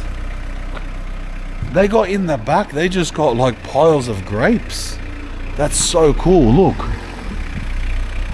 They're making wine cars. Bro, how mad's that, lad? But anyway, like I was saying, he would have been here in the 40s, bro. And he would have left here in the 50s, which is correct. Yeah, that's correct, because I'm pretty sure he came to Australia in the late 60s. So if he left here in the 50s and went to Orense and Amsterdam and stuff like that, I doubt there'd be anyone here. That's 70 years ago that he left here. 70 years ago. There wouldn't be anyone here that would remember him. There wouldn't be. Even those people that are jumping out the car, they're relatively old and they're only in their 60s, so they weren't even born when he left here. There may be like someone who's like 85 or 87 years old living here still, and if I said the name Francisco Prada, they'd be like, I remember him. That would be crazy, eh? Whoa, relax. That's that big dog sounds like he's gonna kill me. I want to go past and suss out the graveyard near our car. If it's unlocked, I had a gate on it, it might be locked, but if it's unlocked, guys, I might have family members there, bro. Might be people. Imagine I find someone like last name Prada. There's a couple people last name Prada there. They'd like be my family members, bro.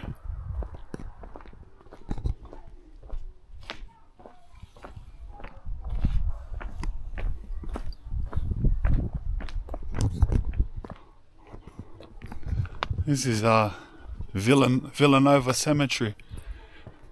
Please be unlocked. Oh, beautiful. Wow. Bro, what? The first tomb I see, both of the people are last name Prada. Look at this, cuz. Jesus Familias Sanders Prada, Prada Alvarez. Cuz, the first. Oh, Prada. Familia Prada Gonzalez. Prada. Prada Garcia Lopez Prada. Bro, what's. Prada. Cuz, I'm getting goosebumps, bro. What? Bro. Fernandez Prada. Like, these are all my family members.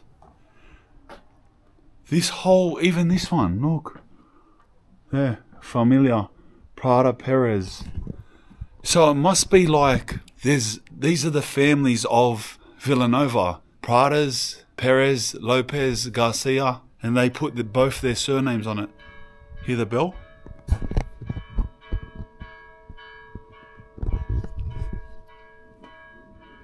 Bro, these are all my family members, bro. I was thinking I was gonna come in here, look. Her name's Maria Graciana Prada Perez. The Angel Prada Pando. This one is Familia Prada. So both the surnames on this are Prada. Bro, how freaky is this, man? I thought I was gonna come in here and like find a family member or something. The whole graveyard is just full of Pradas and Perez's, and every second person buried here is my relative. He's got the same first name as my Abeulo, Francisco, but Francisco Sanders. That's so crazy, cuz, because like I've never met another Spanish person or South American person with my last name Prada.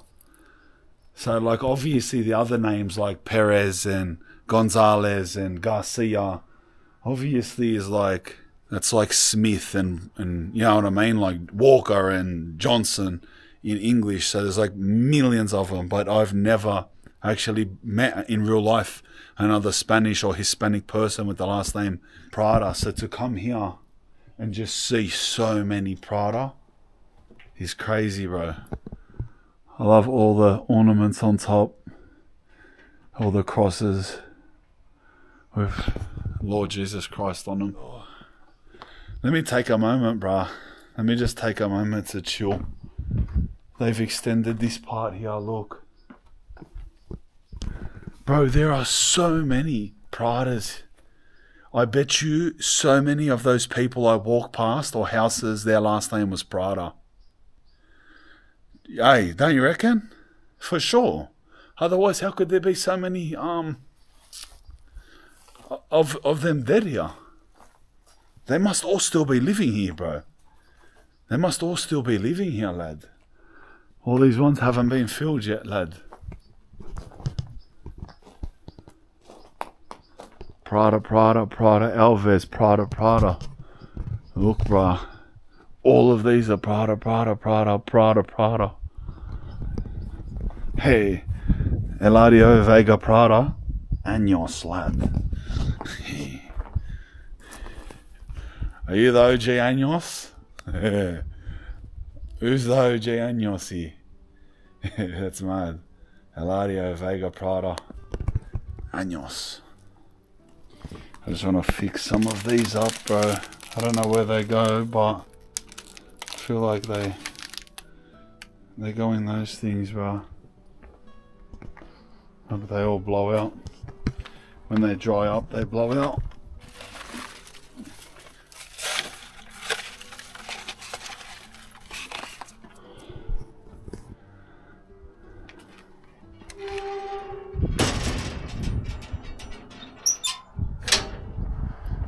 That is one of the heaviest things I've ever done in my life, cuz.